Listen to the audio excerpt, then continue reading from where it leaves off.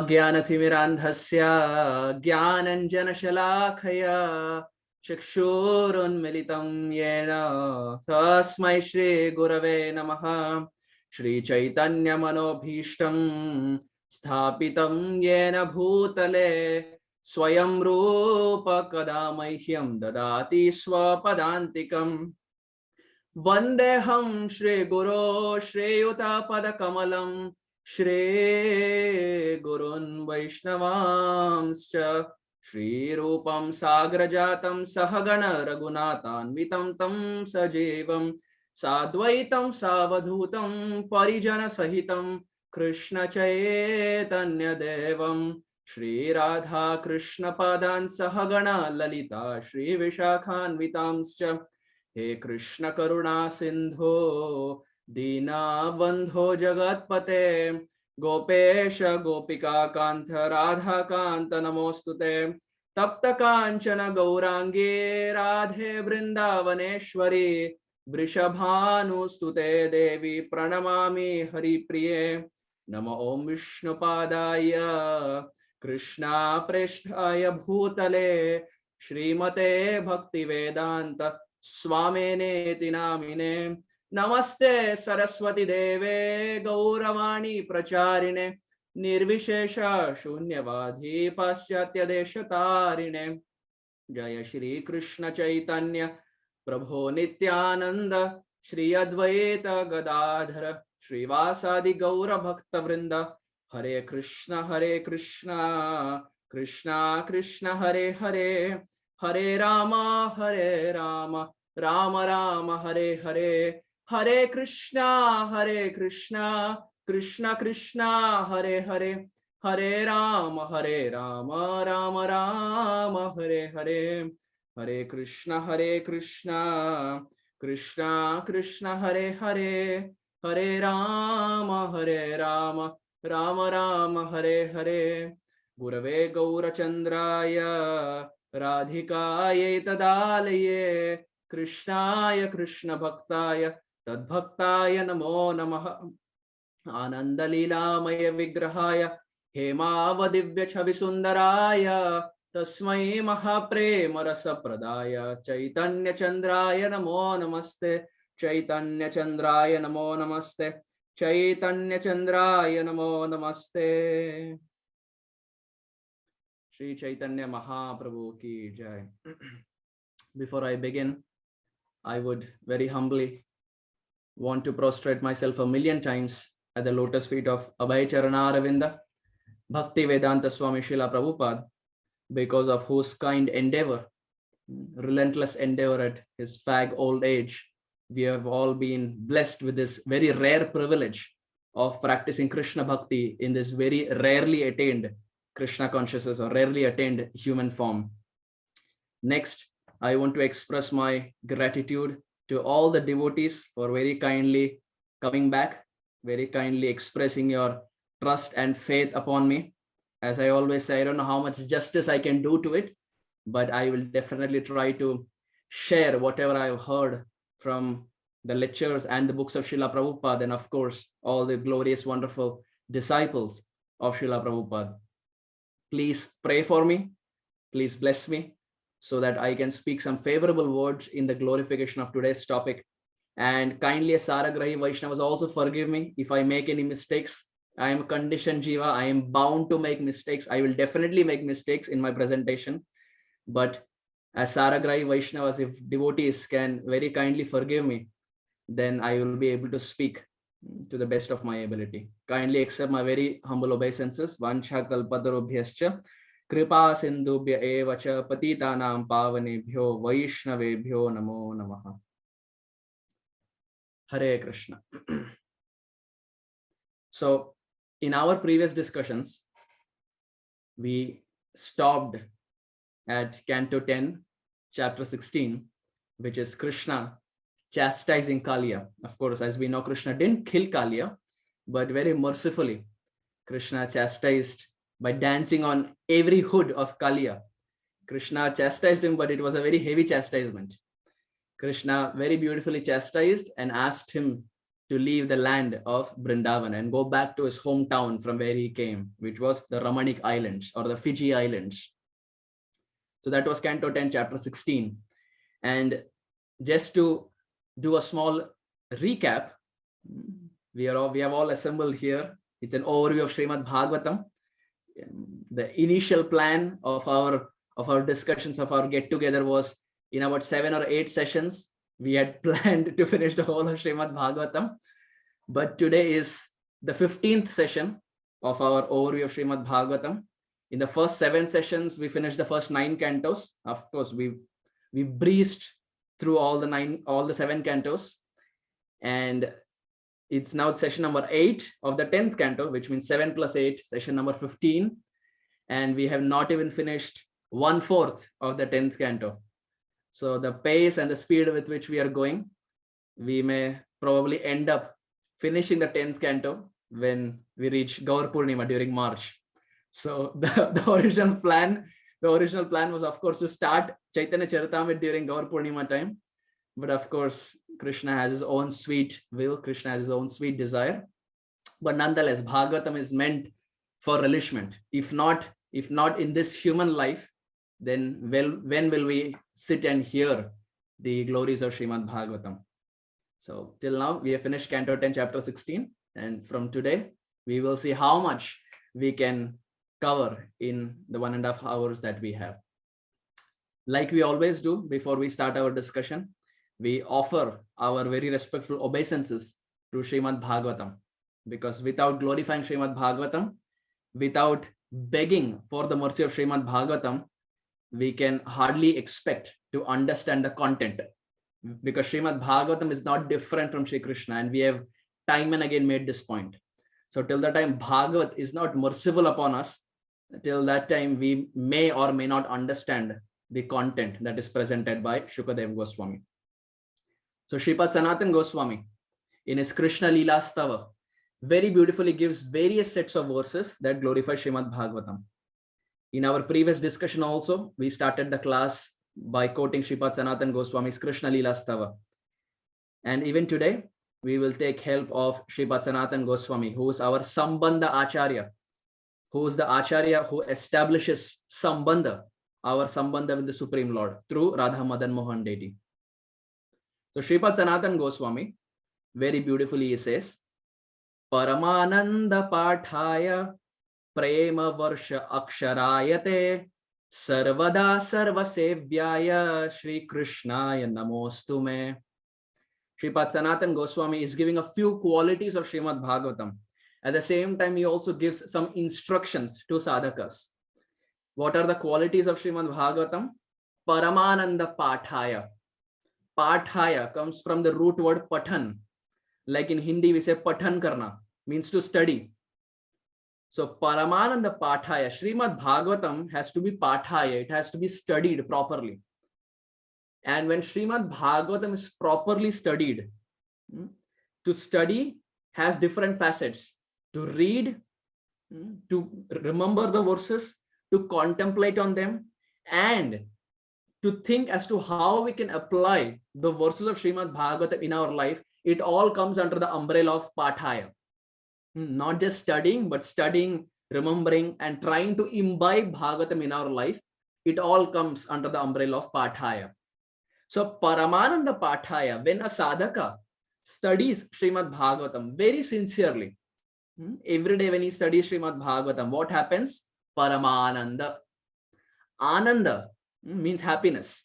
In fact, Nanda means happiness. Ananda, A is a prefix. Nanda is happiness. Ananda, too much happiness. Nand ke ghar Ananda bhayo. Nanda Maharaj is already happy. But when Krishna appeared, that Nanda became Ananda. He was already happy. Now he became too happy. So, Paramananda Pathaya. Nanda means happy. Ananda means too much happiness. Paramananda, too much happiness. Transcendental happiness. That happiness that cannot even be described. Paramananda. So Sanskrit is such a beautiful language. It all, if we translate that to English, it all translates to happiness. English is such a poor man's language Nanda, Ananda, and Paramananda will all translate to happiness. But if you see in the terms of Sanskrit, all three are different. Nanda is happiness. Ananda, more happiness. Paramananda, too much happiness. It's like positive, comparative, and superlative that we have in English. So Paramananda Pathaya, when someone studies Bhagavatam, what happens? Paramananda. He receives transcendental happiness, transcendental bliss. That bliss that cannot be expressed in words. Paramananda Pathaya Prema Varsha Aksharayate. Srimad Bhagavatam, every canto, every chapter, every verse, every line, every word, in fact, every syllable, every akshar, that is every syllable, bestows torrential rains of prema. Prema akshara varshayate. Every syllable of Srimad Bhagavatam that's there in every verse, it is loaded with so much rasa that one syllable is enough to drown the jivas. Leave alone the whole Srimad Bhagavatam. Leave alone one canto of Srimad Bhagavatam. Leave alone even one verse of Srimad Bhagavatam. Leave alone even one line of one verse of Srimad Bhagavatam. One syllable is so powerful. Sripad Sanatana Goswami says that if just one syllable is imbibed in our life, it is so powerful that it can drown the jivas. So what to speak of studying the whole Srimad Bhagavatam? Prema Varsha Aksharayate. Every syllable is simply bestowing torrential rains of prema. And Sripad Sanatana Goswami, then in the second line, he says, Sarvada Sarva Sevbyaya. Now he is making a request. In the first line, he is giving two qualities of Srimad Bhagavatam, and now he is making a request. O sadhakas, O listeners, O readers, Sarvada Sarva Sevbyaya. All the time, just read Srimad Bhagavatam. Nityam Bhagavata Sevaya. Same point. All the time study Srimad Bhagavatam. Ideally, Sarvada or Nityam means 24 hours. But the Kali Yuga interpretation of Nityam is at least once a day. Because we are so engrossed in our office work and so many other responsibilities that Vishwanath Chakravarti Thakur translates it. Ideally, Nityam or Sarvada means 24 hours. But in Kali Yuga, it's not possible with our project deadlines and the commitments that we have in home, and then children's exam, and then taking children to karate class, this class, singing class. So many responsibilities are there. It's practically impossible to study 24 hours. So Vishwanath Chakravarti comes to our rescue and he says, at least once a day. At least once a day. If not 24 hours, at least once a day. And Prabhupada is so kind. Prabhupada would say, if you don't have, if someone doesn't have time to study Srimad Bhagavatam throughout 24 hours, one should take out time to study at least 30 minutes, 45 minutes of studying Srimad Bhagavatam every day. So our present situation is such that even that 30 to 45 minutes seems like a very monumental task. When we open the pages of Srimad Bhagavatam and we start reading, by the time we come to the end of the first page, our eyes start rolling. We have all the ecstatic symptoms. The eyes start rolling. We start becoming unconscious. All the Ashtasattviga Vikar comes to us. Interestingly, the same does not come when we are engrossed in some material activity. The moment we pick one page of Shastra, the eyes start closing, the eyes start become watery, we feel drowsy, all the symptoms appear in our consciousness, in our body. But Sripad Sanatana Goswami is saying, Sarvada Sarva Sevbyaya. One should try to study all the time, but at least once a day, at least 30 minutes, at least 45 minutes. Why? Why should one study Srimad Bhagavatam? Who is Srimad Bhagavatam? Krishnaya Namostume. He concludes the verse by saying, oh, this Srimad Bhagavatam is not a novel. It's not like a Harry Potter novel. This Srimad Bhagavatam is Krishna himself. When Krishna in Dwapar Yuga went back home, back to his abode, from where Krishna came, Krishna decided to show some mercy upon Kali Yuga Jivas like us. And Krishna again came down in Kali. Apart from Sri Chaitanya Mahaprabhu, Krishna again came down in Kali in the form of Srimad Bhagavatam. When Krishna appears in the society of animals, Krishna appears as Varahadev, when Krishna appears in the society of human-like personalities, Krishna appears as Maryada Purushottam Ramchandra. When Krishna appears in the society of mountains, the Supreme Lord appears as Giriraj Govardhan. When the Supreme Lord decides to advent as transcendental land, he comes as Brajabhumi Shri Vrindavan Dham, and of course Mayapur and Jagannath Puri. When Krishna decides to come down as transcendental sound vibration, he comes down as the Hare Krishna Mahamantra. And similarly, when Krishna decides to come down in this age of Kali in the form of transcendental literature, he comes down as Srimad Bhagavatam. So the Srimad Bhagavatam that we have in our house, as it is, it's high time we remove the cover from our Srimad Bhagavatam and start studying Srimad Bhagavatam. Because Srimad Bhagavatam is Krishnaya Namostume. He is not different from Shri Krishna. So very beautiful verse. Paramananda Pathaya. One should study Srimad Bhagavatam. Why?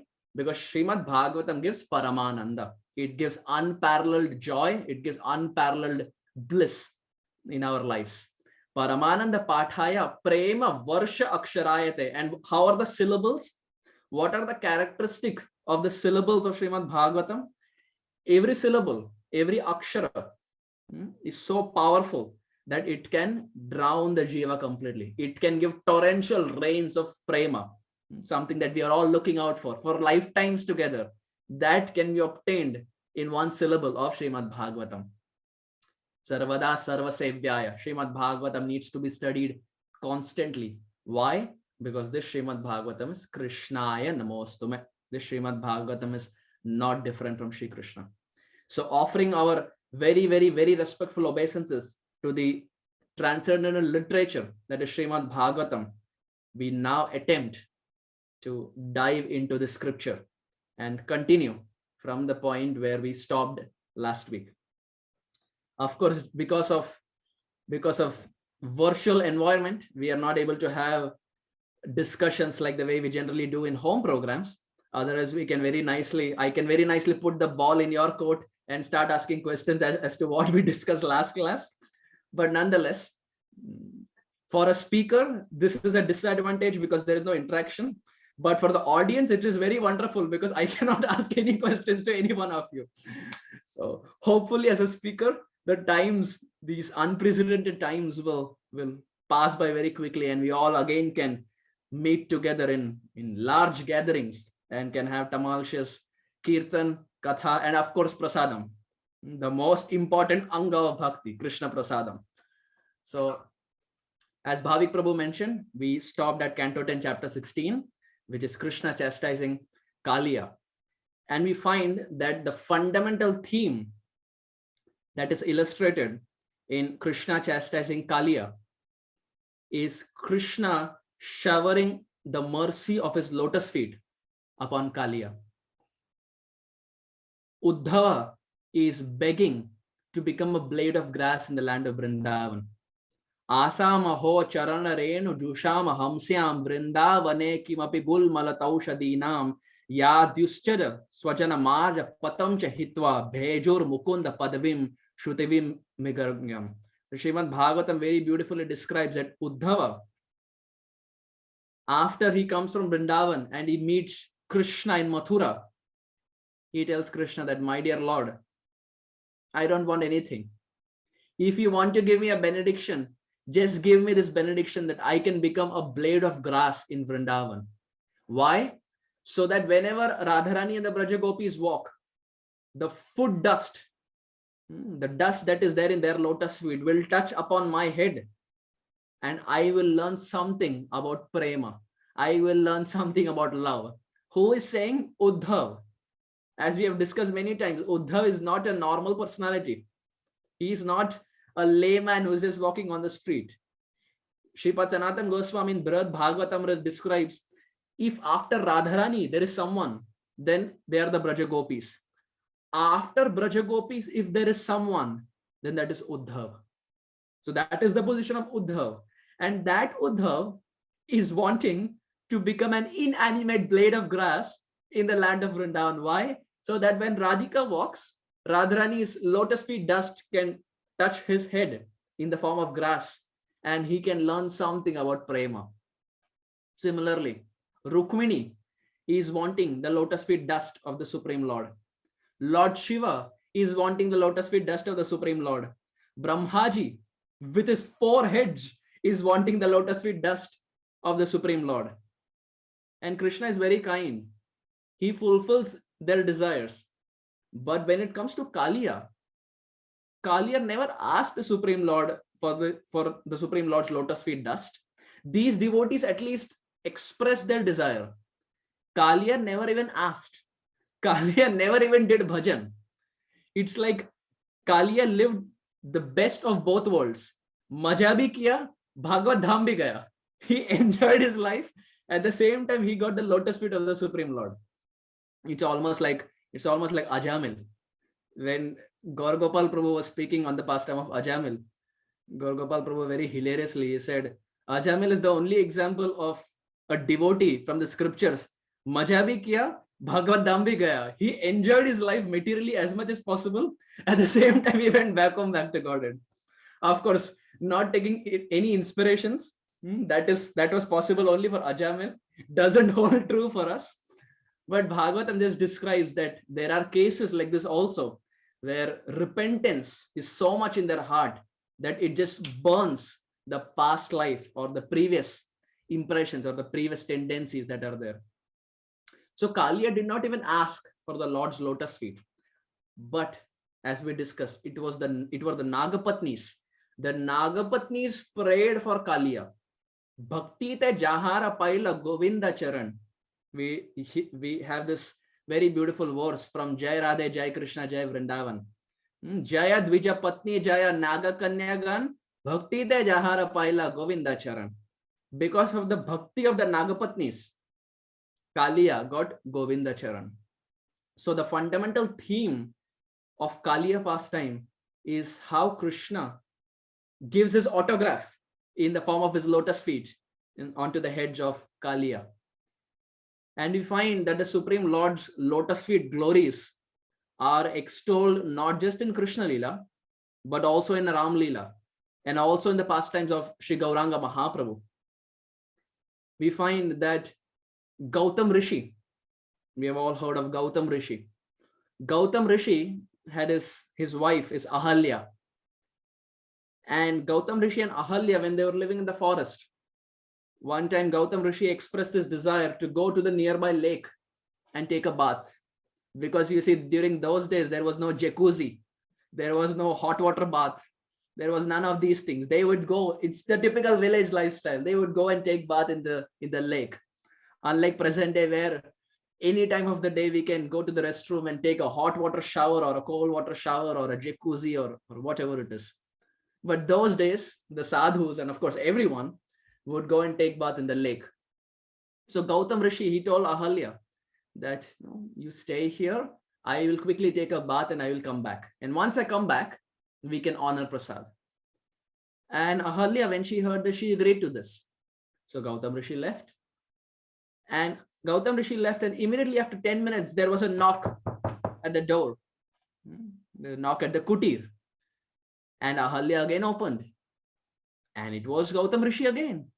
So she was perplexed. She said, wait a minute. You just went to take a bath. And I see you've come back. What's the thing? And Ahalya said, Gautam Rishi. He said that, that was the original plan. Now the plan has changed. I thought maybe I'll stay with you for some time and then I will go and take a bath. So Ahalya said, okay. And Gautam Rishi was there with Ahalya for quite some time.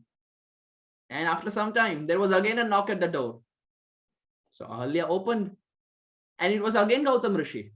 Now you would be thinking, what is going on? There is already one Gautam Rishi inside and there's another Gautam Rishi outside. What is going on? So Ahalya was similarly confused. She looked inside, she looked outside, she looked inside and she looked outside. And she was thinking to herself, I am not hallucinating. I'm pretty sure that there is one Gautam Rishi inside. If he is the actual Gautam Rishi, then who are you? And if you are the actual Gautam Rishi, who is he? So there was utter confusion. So the Gautam Rishi who was standing outside, who was there at the door, he said, I am the actual Gautam Rishi. I told you I'm going to take a bath. I am the actual Gautam Rishi. Now I've come back. So when the Gautam Rishi was there at the door, when he entered inside the kutir, he saw another duplicate. He saw another Gautam Rishi was there. And the Gautam Rishi who was there with Ahalya all this time was none other than our superstar, our pendulum, Indra. It's been long that we have not mentioned Indra's name. The last time probably we mentioned Indra's name was maybe Canto 8. And it's been quite a few classes that we have not mentioned our VIP, our superstar. Indra came back. And this time Indra came back disguised as Gautam Rishi to enjoy Ahalya. When the actual Gautam Rishi got to know, he became furious. He said, "You are Devaraj. Don't you have any shame? You're the king of the upper planets. Don't you have any shame? You're coming down disguised as Gautam Rishi to enjoy my wife. I curse you." That was a very difficult time where they lived. Little off guard and the curse is always ready. Just imagine if we were living in that time, from morning till night, we would be flooded with curses because we always commit so many mistakes. We would literally be flooded with curses. So in some aspects, Kali Yuga is a very nice age where curses don't work, or at least curses work, but people are not endowed with that much Shakti that they can curse others.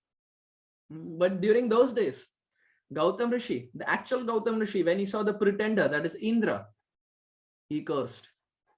And he said that because you don't have any control over your eyes are going here and there astray. There is no control over your eyes. I curse you.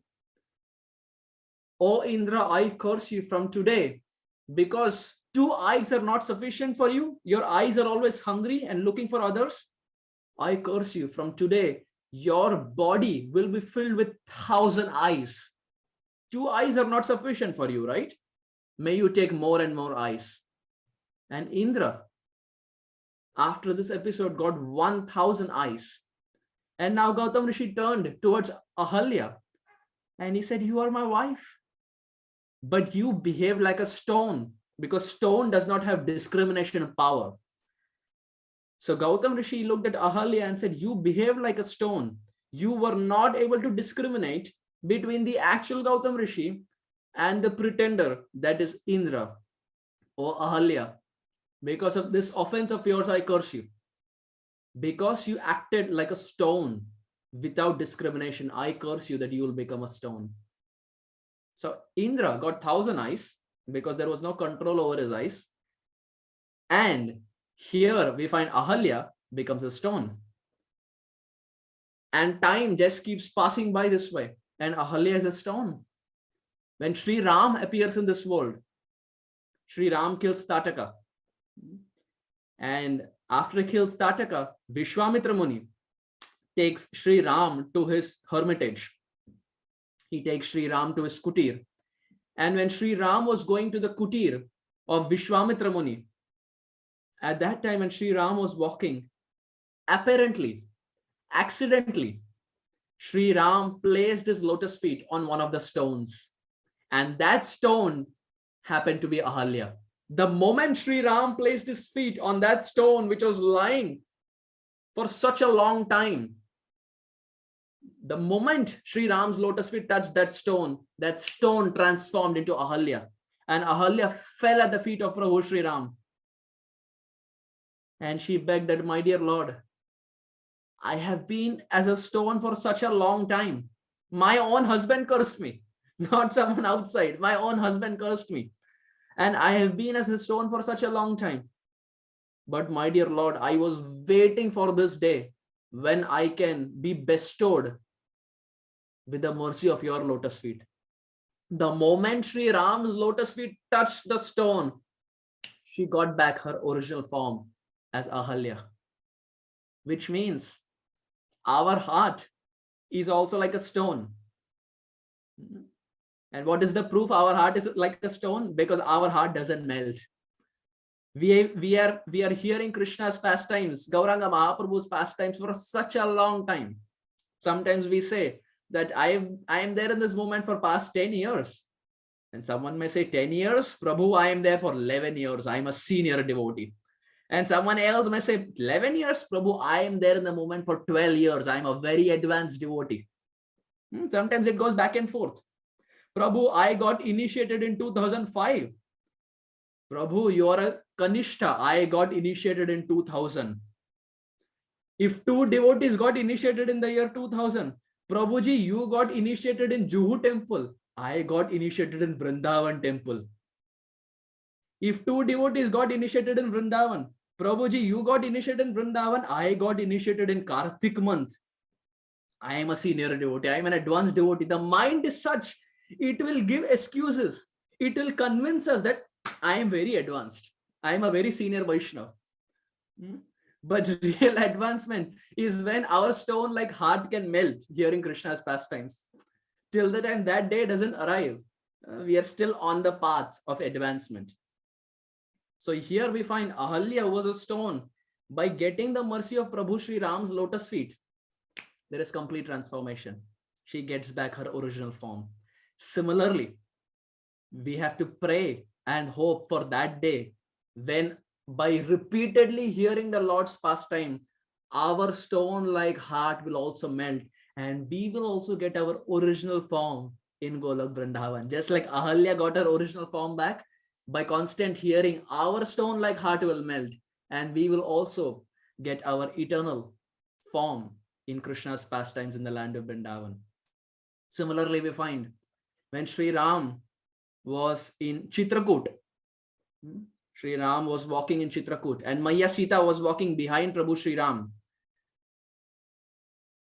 And at one point, Maya Sita stopped Prabhu Sri Ram and she said, "My dear Lord, your feet, they're bleeding. Why don't you stop? Your feet, they're bleeding." Why? Because Prabhu Sri Ram was walking for such a long time that thorns had entered into his feet. Both his feet were filled with thorns and it was completely bleeding. And on top of that, Prabhu Sri Ram was walking.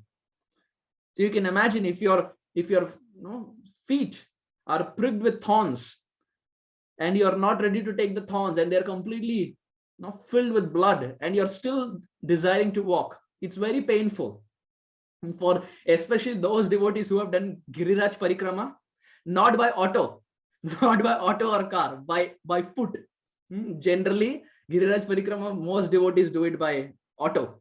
But ideal standard that Prabhupada has set is we should do it by foot. And we see if someone does not have practice, by the time we reach our 10-12 kilometers, our energy is gone. Our tire is flat. Even though we have had a full stomach and we have had a lot of juice and water and whatnot, if there is no practice, after about 10-12 kilometers, we are like completely done. And we just be looking around that which auto rickshaw we can catch so that we can finish our parikrama quickly. It's experiential. Those devotees who have done it can resonate. But we find here, Prabhu Sri Ram is walking for such a long time and his feet, they are completely bleeding. And when Maya Sita, she said that, "My dear Lord, why don't you remove those thorns? You can walk more peacefully. It can be more comfortable." And at that time, Prabhu Sri Ram looks at Maya Sita and very beautifully says that, "Oh Sita, how can I remove these thorns? These thorns have voluntarily taken shelter of my lotus feet. If someone has voluntarily taken shelter of my lotus feet, how can I ever leave them? They have voluntarily come to me. How can I ever leave them? Even if I'm bleeding, doesn't matter. Anyone who voluntarily comes to take shelter of my lotus feet, I will never leave them. Even if I have to take pains, even if I have to bleed, doesn't matter. If someone voluntarily comes to take shelter of my lotus feet, I will never leave them." And Sri Ram never removed those thorns. He was bleeding, but never removed those thorns. And this is so hope-giving. This is so hope-giving. However we are, whatever we are, however our sadhana is, there is always some hope for us that if we take shelter of the Supreme Lord's lotus feet, whether Sri Ram, whether Sri Krishna or Sri Gauranga Mahaprabhu, the Lord will always accept us. If we voluntarily go to him, he will never reject us. There is never an instance where the Lord has rejected someone who has voluntarily surrendered his life at the Lord's lotus feet. And this is not just in the pastimes of Prabhu Sri Ram. The same glories of lotus feet is described even in Gauranga Mahaprabhu's pastimes. In Chaitanya Mahaprabhu's pastimes, we have a personality by the name Shivananda Sen. We would have heard this name, Shivananda Sen. If not, we will definitely hear when we start Chaitanya Charitamrita. Shivananda Sen, Mahaprabhu's very, very dear associate. Once Gauranga Mahaprabhu came to the house of Shivananda Sen. And when Chaitanya Mahaprabhu was speaking to Shivananda Sen, Mahaprabhu also accepted prasad at Shivananda Sen's house. And they were having a very serious discussion. And Shivananda Sen had a son by the name Paramananda Sen. Shivananda Sen, his son is Paramananda Sen. And he was very small, very, very small. He was about 2 or 3 or maybe a little more. Probably Gokul's age. I can see Gokul here. Probably Gokul's age, like 4 or 5 max. And Chaitanya Mahaprabhu was having a serious discussion with Shivananda Sen. And at that time, Paramananda Sen, very small, he crawled his way. I think Gokul doesn't crawl, so I have to change the example. He crawled his way towards Chaitanya Mahaprabhu. And Chaitanya Mahaprabhu was in serious discussion. And Paramananda Sen, he took the toe of Gauranga Mahaprabhu and put the toe inside his mouth and started sucking the toe. You see, small children, they have the habit of sucking the thumb. Most small children have that habit of sucking a thumb. Some I have also seen that when they go to sleep at night, like really small kids, when they go to sleep at night, they sometimes even suck on their mother's thumb. That's like it's their notion in such a way that till the time they don't suck the thumb, they don't get sleep. So here, he was very small. There was no question of sucking Chaitanya Mahaprabhu's thumb. Chaitanya Mahaprabhu was sitting, and without asking Chaitanya Mahaprabhu, he went and took the toe of Chaitanya Mahaprabhu and put it inside his mouth and started sucking the toe of Chaitanya Mahaprabhu. And when Chaitanya Mahaprabhu saw this, when Shivananda Sen saw this, they started laughing. Chaitanya Mahaprabhu didn't say anything because he was small. Paramananda Sen was very small. And he was sucking and sucking. And this went on for such a long time. Why? Because the Supreme Lord's lotus feet, our Acharya is very beautifully described. Vishwanath Chakravarti Thakur describes the Supreme Lord's lotus feet is filled with honey. Honey is dripping from the Lord's lotus feet. So once when Krishna was there in Vrindavan, Krishna always heard that everyone was saying that honey is dripping from his lotus feet. Krishna was always hearing, every Acharya saying, honey is dripping from my lotus feet, honey is dripping from my lotus feet. Krishna decided, today I will drink this honey. If actually honey is dripping from my lotus feet, there is no need for me to go outside and steal from other gopis' house. Let me drink the honey that is coming from my own feet. So Krishna took his toe and put it inside his mouth. Have you seen that photo where Krishna is sucking his own toe? So Krishna put the toe inside his mouth and Krishna was sucking. And this went on for some time. And Krishna said, honey, honey, honey. Where is the honey? I am not able to taste any honey. All the acharyas are saying honey, honey, honey. There is no honey here. And Vishwanath Chakravarti, when he sees this pastime in his meditation, Shripad Vishwanath Chakravarti starts laughing and says, my dear Lord, you cannot taste the honey. Ask your devotees. Your devotees can taste the honey from your lotus feet. My dear Lord, you cannot taste that honey. So similarly here, Paramananda Sen, the small boy of Shivananda Sen, was sucking the toe of Gauranga Mahaprabhu. And dear devotees, look at the power of the lotus feet of Chaitanya Mahaprabhu. After sucking the lotus feet, after sucking the toe of Gauranga Mahaprabhu, Paramananda Sen became so skilled. He became such an erudite scholar that verses after verses after verses after verses just started flowing like Ganga from his mouth at the age of 4 or 5. Just imagine if tomorrow we walk out and we see a 4 or 5-year-old in our congregation who is composing and quoting verses in the speed of Ganga, like verses are just gushing out from his mouth. It will be so mesmerizing, it will be so astonishing. And here was Paramananda saying, quoting verses after verses after verses, just by sucking the toe of Gauranga Mahaprabhu. And from that day on, he got a new name. He was no longer called as Paramananda Sen, but he got a new name. And he was called as Kavi Karnapur. He was called as Kavi Karnapur. Why? Because from that day, he became such an erudite scholar that he started composing poems after poems. And in Sanskrit, Kavi is a poet. So he was called as Kavi Karnapur. And one of his very famous works of Kavi Karnapur is Gaur Ganadesha Dipika. Gaur Ganadesha Dipika is that scripture that talks about the associates of Chaitanya Mahaprabhu as to who they are in the pastimes of Radha and Krishna. Like, for example, Ramananda Rai. Ramananda Rai is Vishaka Sakhi in Krishna Leela. So who is giving these details? It is given in Gaur Ganadesha Dipika. But who is the author of Gaur Ganadesha Dipika? Kavi Karnapur. And how did Kavi Karnapur get these realizations? By sucking the toe of Chaitanya Mahaprabhu. That is the power of surrendering to the lotus feet of the Supreme Lord. And not just to the lotus feet of the Supreme Lord. The same thing holds true even for the devotees of the Lord. Shachimata, Chaitanya Mahaprabhu's mother. You would be thinking that it's Srimad Bhagavatam and we have still not touched Krishna Leela. We are just going between Ram Leela and Gauranga Leela. But don't worry, we will come back to Krishna Leela very soon. We are just trying to emphasize on this point of the power of the lotus feet of the Lord from different pastimes. And just like the Lord's lotus feet is very glorious, the lotus feet of the Lord's devotees are equally very glorious. Shachimata, who is Gauranga Mahaprabhu's mother, Shachimata and Jagannath Mishra, mother and father. Shachimata had a problem with Advaita Acharya because Chaitanya Mahaprabhu's name was Vishwambar. Chaitanya Mahaprabhu's passport name is Vishwambar Mishra. When Chaitanya Mahaprabhu goes to the airport, his passport is Vishwambar Mishra. And he had an older brother by the name Vishwarup. So older brother is Vishwarup and Mahaprabhu is Vishwambar Mishra.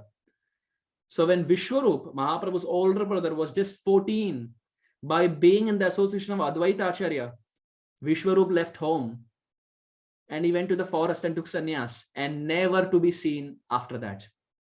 No one ever saw him after that, not even Chaitanya Mahaprabhu. So Sachimata, as the mother, she would always feel that it is Advaita Acharya. It is because of Advaita Acharya that I lost my older son. If not for his preaching, my son would still be here. Because he preached so much, my son became a Vairagi and he went to the forest and never came back.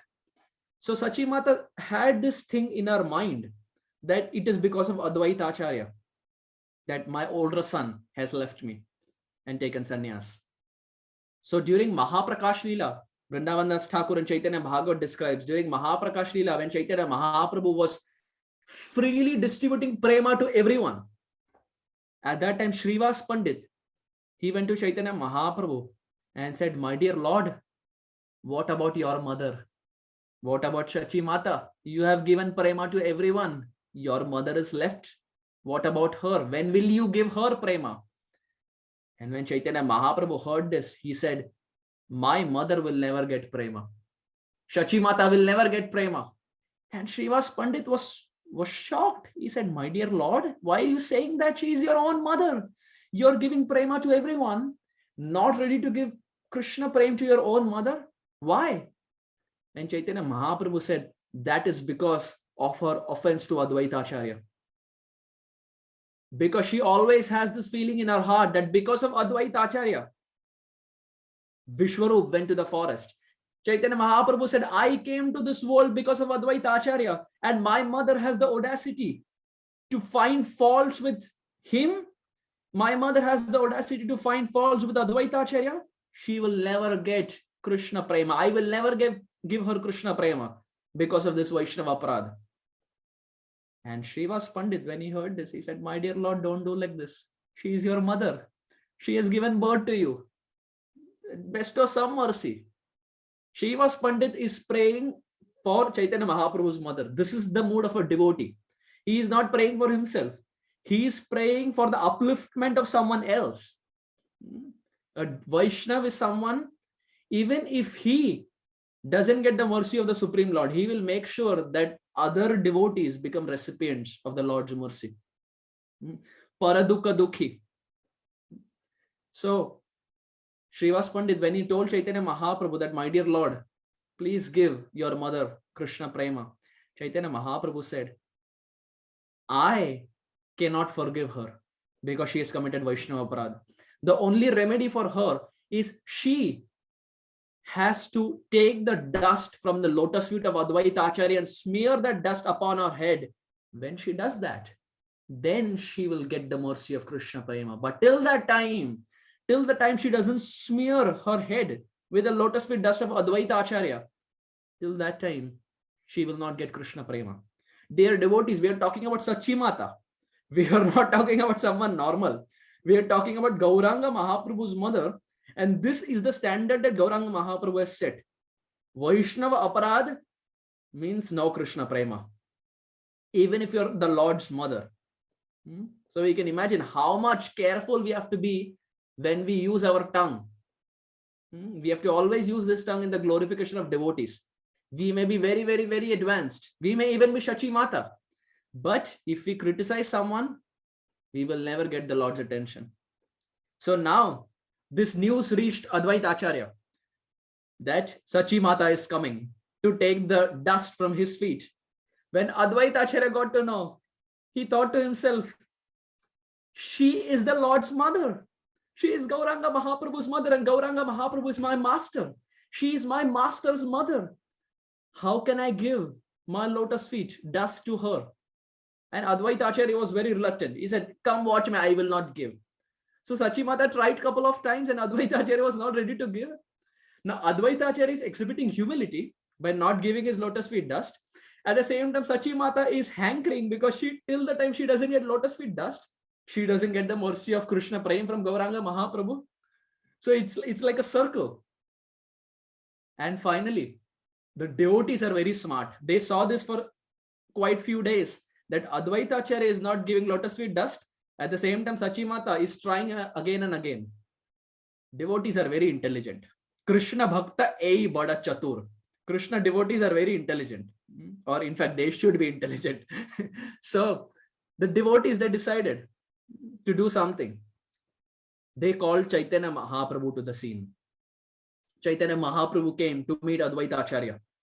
When Chaitanya Mahaprabhu came to meet Advaita Acharya, Chaitanya Mahaprabhu was standing in front of Advaita Acharya, and Advaita Acharya immediately offered his obeisances to Chaitanya Mahaprabhu. And when he offered his obeisances to Chaitanya Mahaprabhu, Sachi Mata ran from behind and took the lotus feet dust and smeared it upon her head. Because Advaita Acharya would not give it the normal way.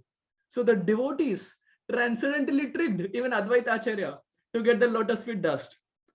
And by the time Advaita Acharya could realize, the lotus feet dust was completely smeared upon Sachi Mata's head. And then later, Chaitanya Mahaprabhu gives Krishna Prem to Sachi Mata. We were speaking about the power of the Lord's lotus feet. And here is an example from the pastimes of Chaitanya Mahaprabhu about the power of the lotus feet of devotees. Bhakta pada dholi ara bhakta pada jal, bhakta bhukta avashesha tini mahabal. Kaviraj Goswami in Sri Chaitanya Charitamrita describes there are three things that act as instruments for advancement. If we all seriously desire to make rapid advancement, then there are three things we should always remember. First, Bhakta Pada Dhuli, the lotus feet dust of a pure Vaishnava. Second, Bhakta Pada Jal, the Charanamrit that has washed the lotus feet of a pure Vaishnava. And third, Bhakta Bhukta Avashesha, the remnants, the Prasad remnants of a pure Vaishnava. Tini Mahabal. If even one is accepted or all three are accepted, they are so powerful that it can give the Jiva so much strength to make rapid spiritual advancement on this path of Krishna Bhakti. So here Sachi Mata got Bhakta Pada Dhuli. She got the lotus feet dust of a pure Vaishnava. And now we find In Krishna Leela. In Krishna Leela, we find Kaliya here is very easily getting the lotus feet dust of the Supreme Lord. Even Sachi Mata had to do some struggle. Even for Sachi Mata, it didn't come so easy. But Kaliya gets it very easily.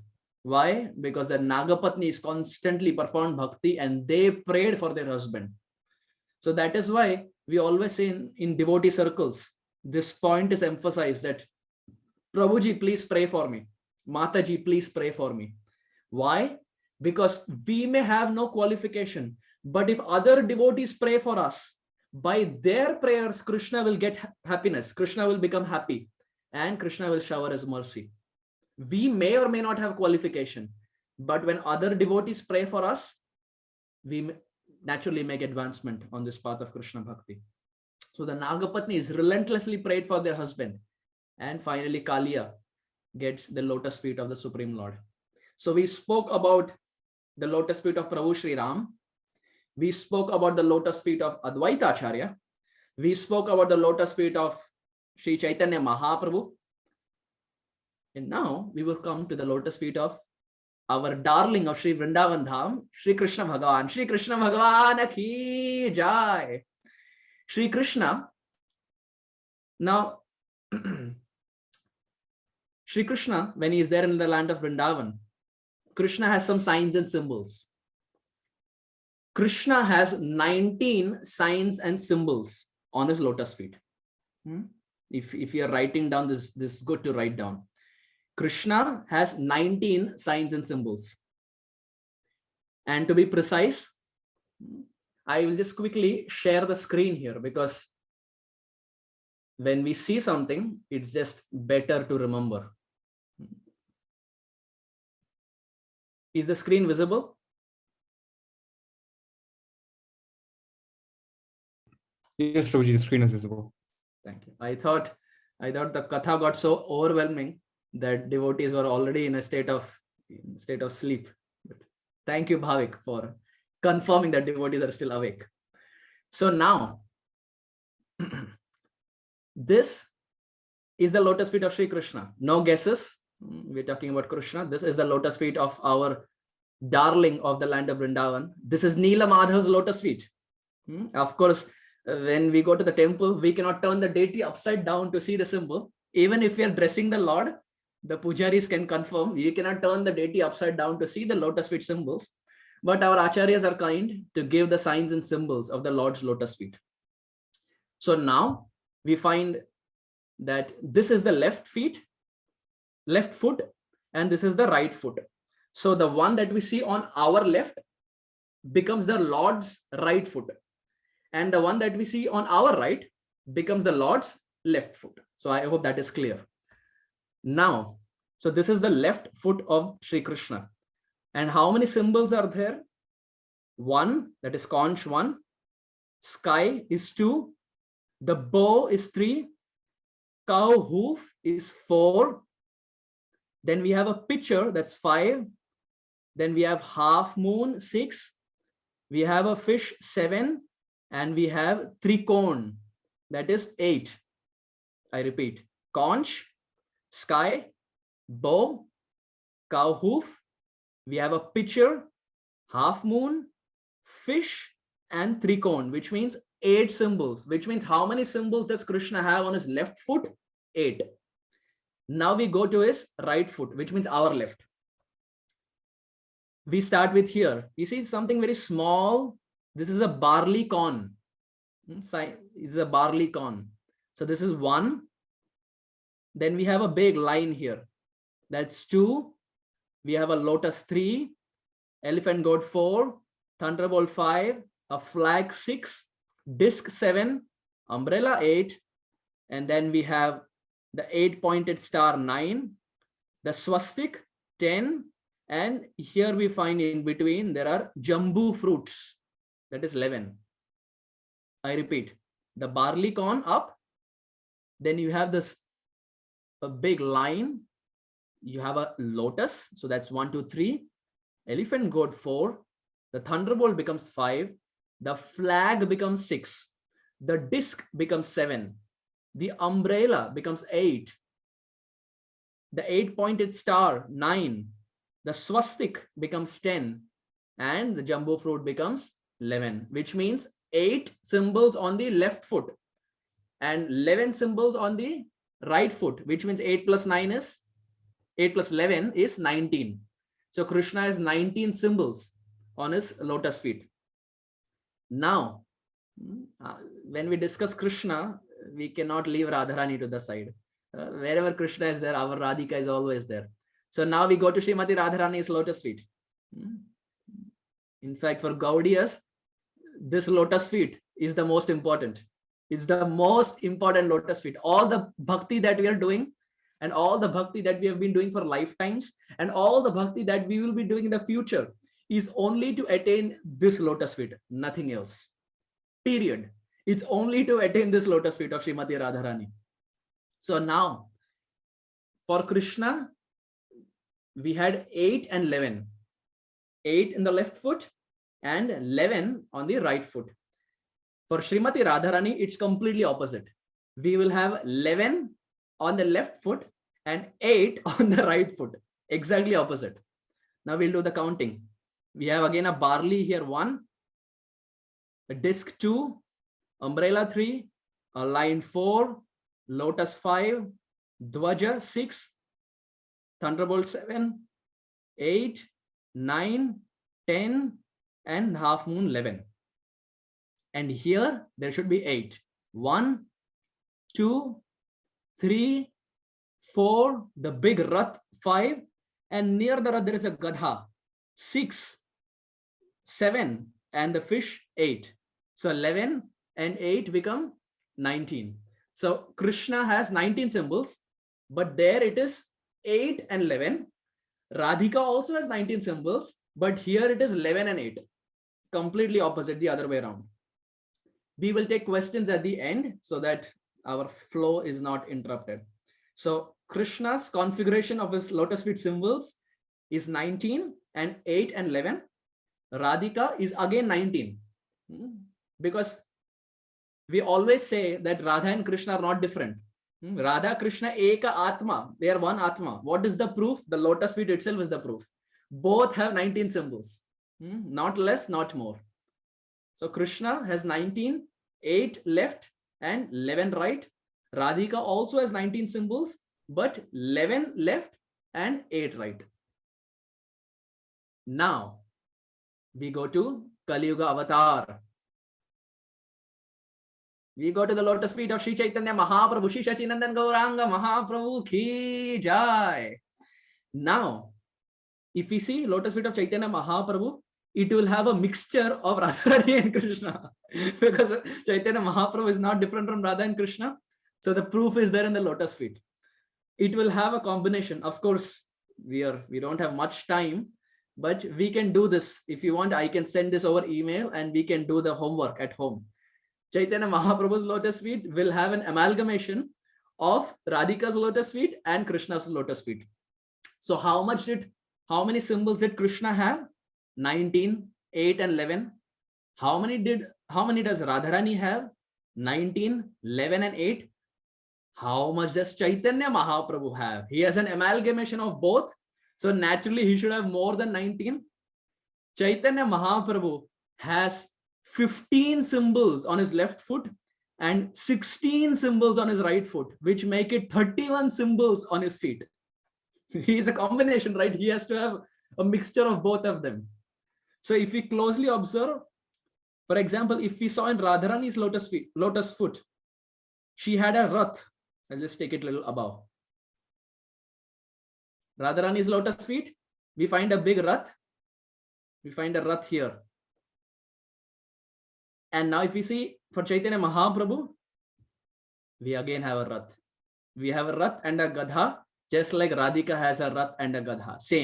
Same foot, the same symbols. And likewise, we will find the thing that Krishna has. For example, we find a bow. We find a bow here. Now if I scroll it up, Krishna has a bow. So that's like a perfect confirmation that Chaitanya Mahaprabhu is not different from Radha and Krishna.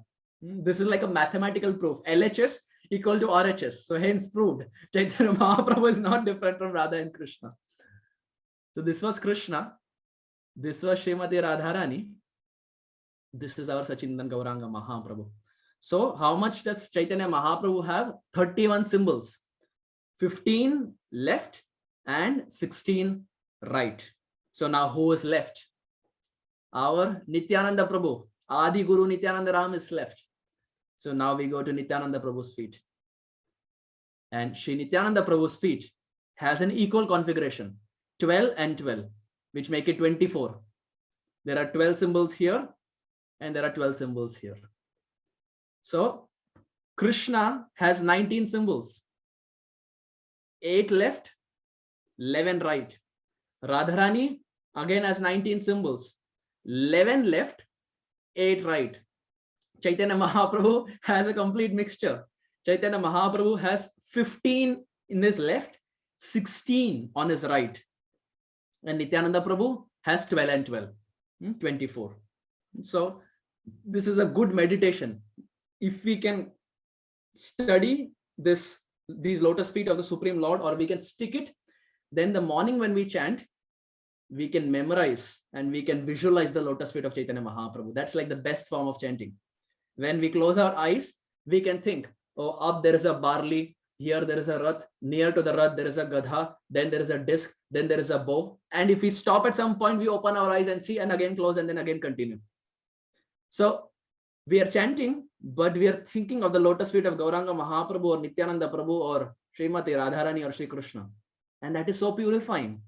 Rather than thinking, what is the next email that I have to send, or what is the project deadline, or Microsoft Teams, or anything of that sort, if we can by heart and memorize this, we memorize so many things. If we can memorize these lotus feet imprints, that's the perfection of human life. That's complete perfection. So now the homework here is, we saw the lotus feet of Krishna, we saw the lotus feet of Srimati Radharani. The homework is, please, I cannot say go home because we're already home right now, but after this class, please take out some time and try to figure out what are the common symbols that are there on the lotus feet of Krishna and Radharani. There are some set of common symbols that Radharani and Krishna have. What are they? That's an homework. Please spend some time. It's a Saturday evening. Please spend some time and try to concentrate on Krishna and Radharani's feet and see the similarities. And if you want, you can send it over to me. We can cross verify. So that's like a small homework. Of course, I cannot order. I'm no one to order, but if we are inspired, we can do this.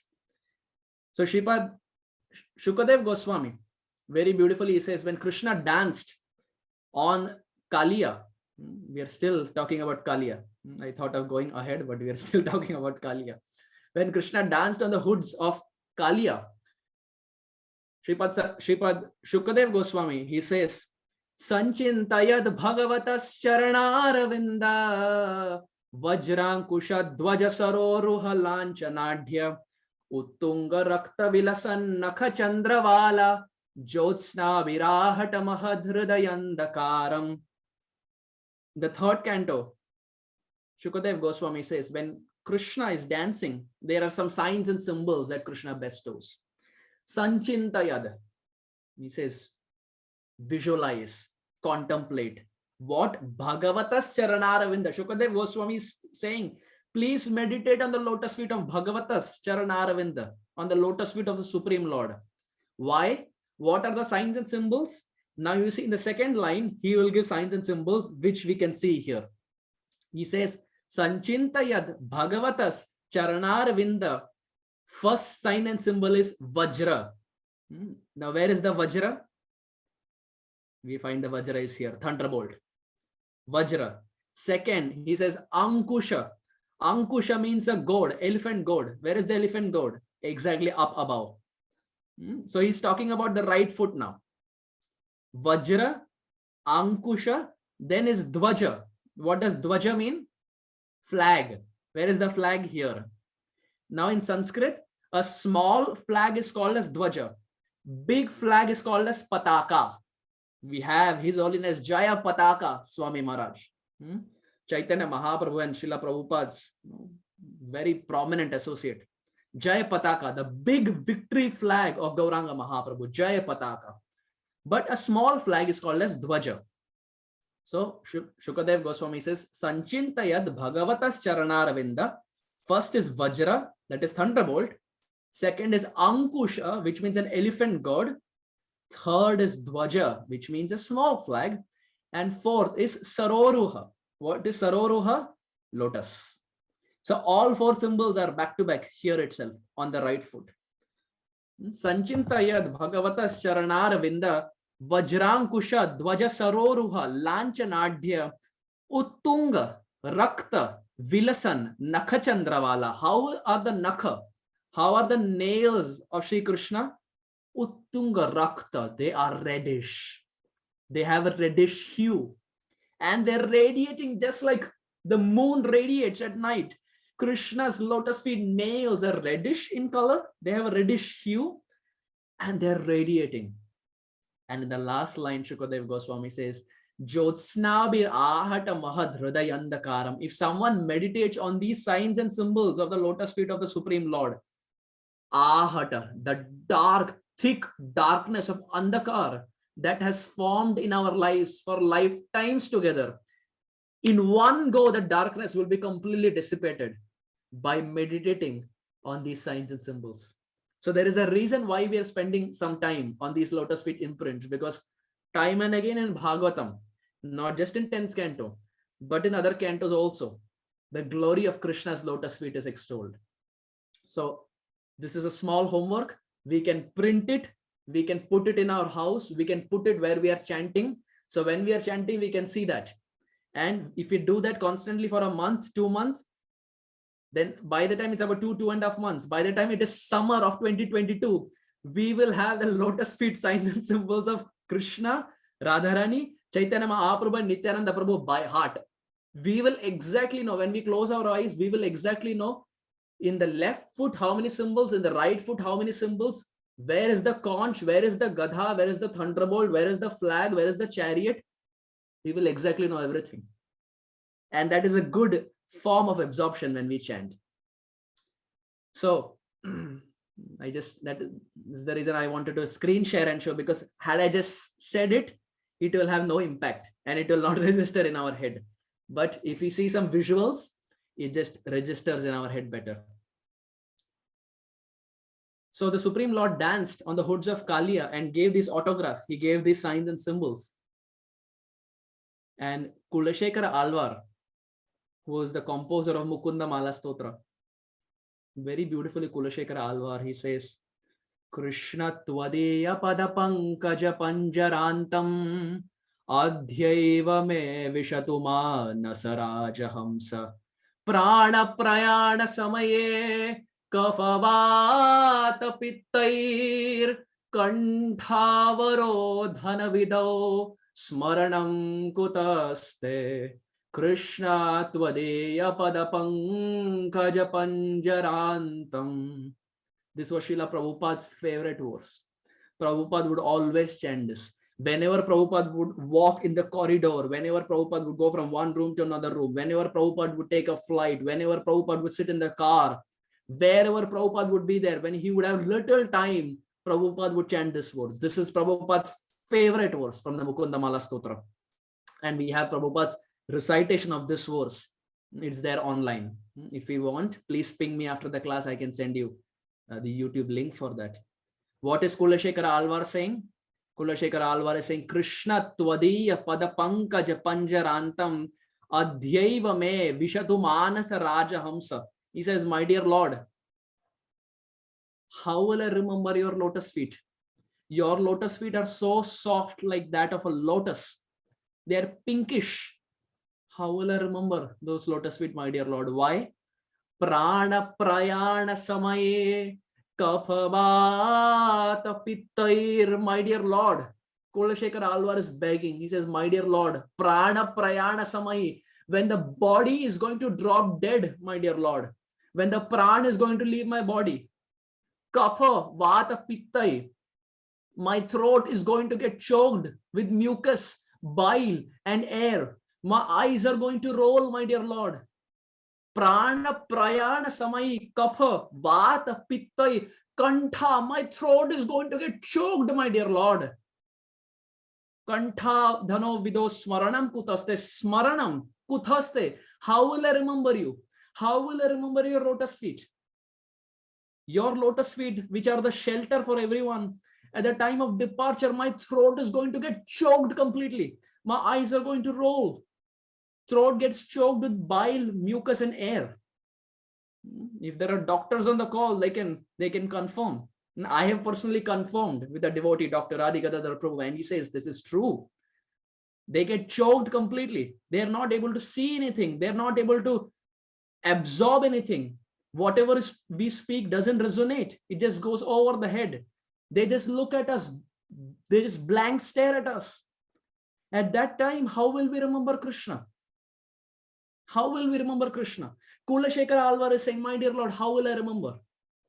So it is very difficult to remember Krishna at the time of departure. It's easier said than done. Krishna says, Anta kalecha mam eva smaran muktva kalevaram. Krishna said that in Bhagavad Gita. But to put that into reality is extremely difficult. Very, very difficult. And that requires a lot of practice. Avyartha kalatvam, Rupa Goswami says, we should not waste time. We have no time to waste. We have absolutely no time to waste because we don't know when this body is going to drop down. It can be any moment.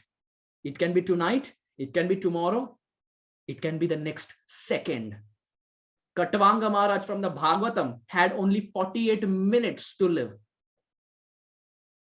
It can be the same. We can also be in the same boat. If we are wasting time, it only symbolizes that we have not understood the seriousness of Krishna Bhakti. Because Rupa Goswami says someone who's serious on this path, his first primary quality is avyartha kalatam. He will not waste time.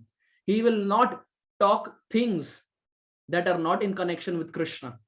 As much as possible, he will try to speak about Krishna. As much as possible, he will use his senses for Krishna.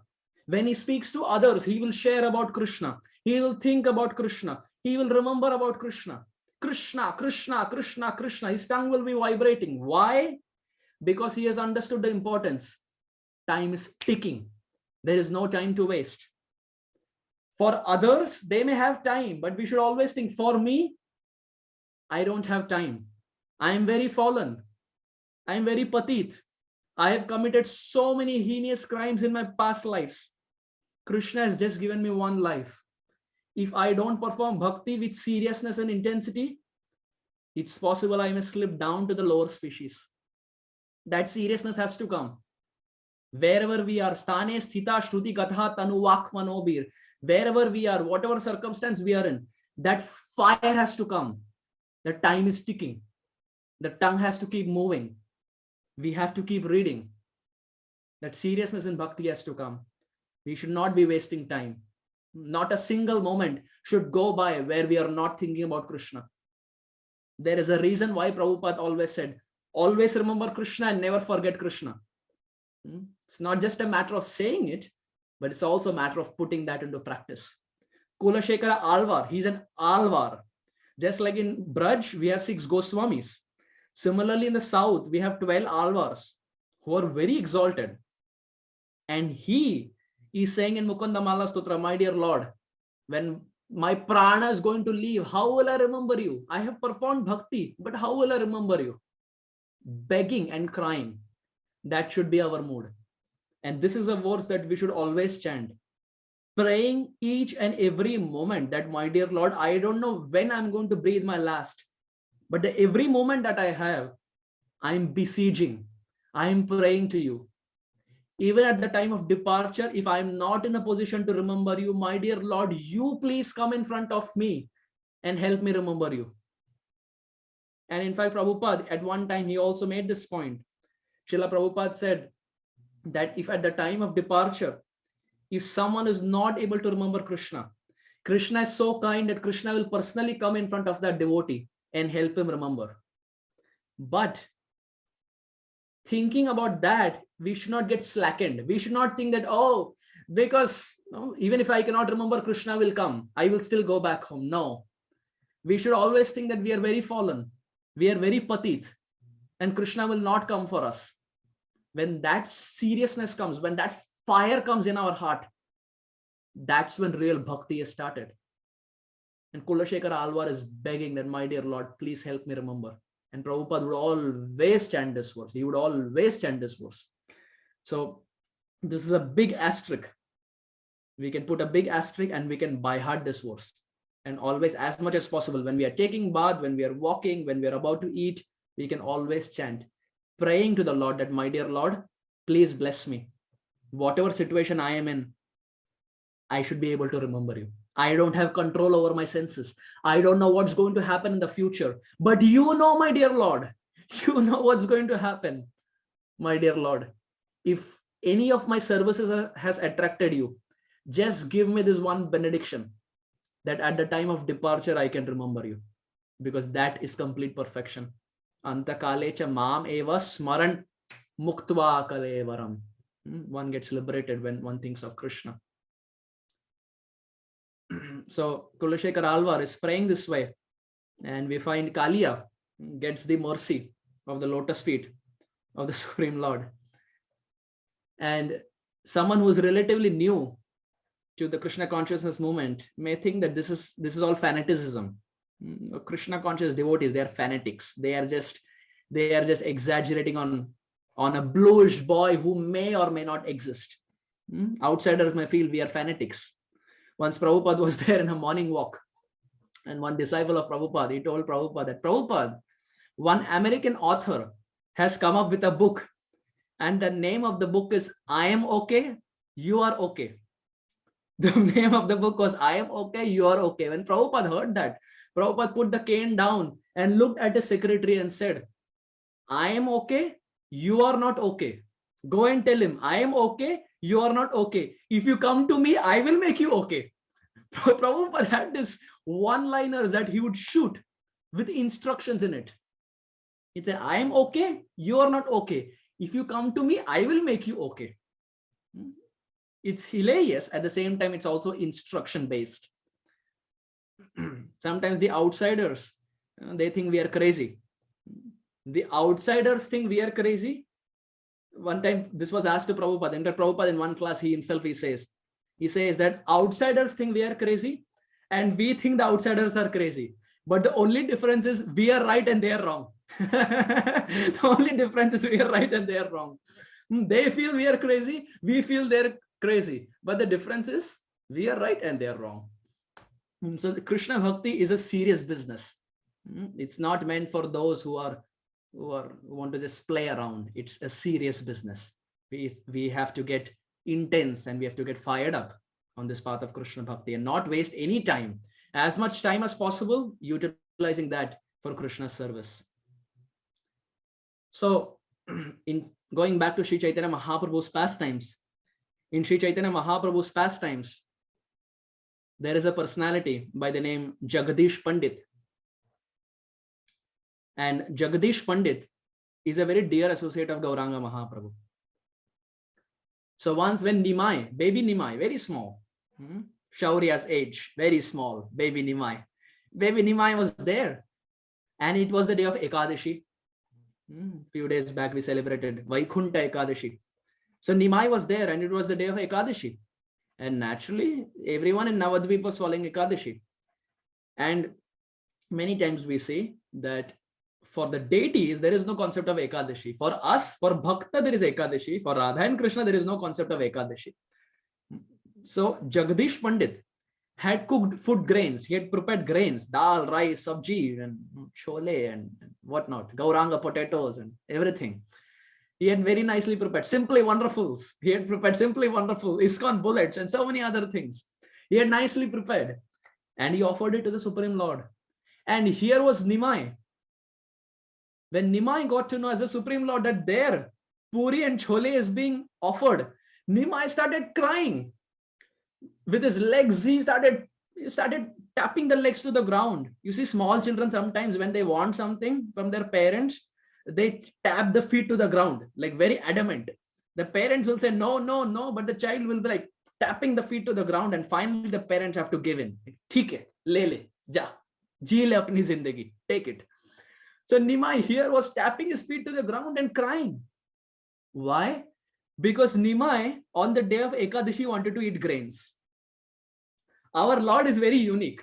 He will give instruction to us saying that you should follow Ekadashi, and when time comes, he will himself go and break Ekadashi. The Lord whom we worship is very different. So Nimai was patting his feet to the ground, tapping the feet to the ground and crying.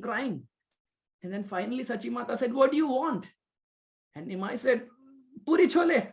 I want dal rice. I want the Simply Wonderfuls. I want to go there. And Sachimata said, Nimai, it's Ekadashi. We can have it tomorrow. Nimai said, no. I want to have it today. When Nimai was adamant this way, transcendentally adamant this way, Sachimata had to give in. And she said, okay. She took Nimai to the house of Jagadish Pandit, and our Nimai on the day of Ekadashi ate food grains. He ate dal rice. He ate all the puri chole. He broke Ekadashi. Seeing the devotion of Jagadish Pandit had sincerely offered, seeing the devotion with which he had prepared, the Supreme Lord broke the Ekadashi for him and ate food grains. Now you'd be thinking, what is the connection? Why are we discussing this pastime? I can see some question marks already in the face. Why are we discussing this pastime? What's the connection? Well, the connection is Jagadish Pandit is none other than Nagapatnis in Kaliya Leela. Those same Nagapatnis, when they were bound to their husband,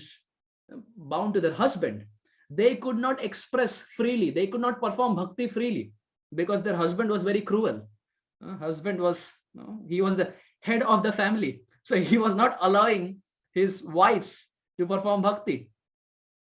But now when the same Nagapatni is condensed in the form of Jagadish Pandit exploded and performed bhakti to his heart satisfaction. So much so that his bhakti reached that zenith. It reached that pinnacle that Chaitanya Mahaprabhu broke Ekadashi and ate grains from the hands of Jagadish Pandit. So the same Nagapatnis again come down as Jagadish Pandit. And who is giving this information? Kavi Karnapur. If you remember, we started the discussion with Kavi Karnapur from Gaur Ganadesha Dipika. Kavi Karnapur describes it there.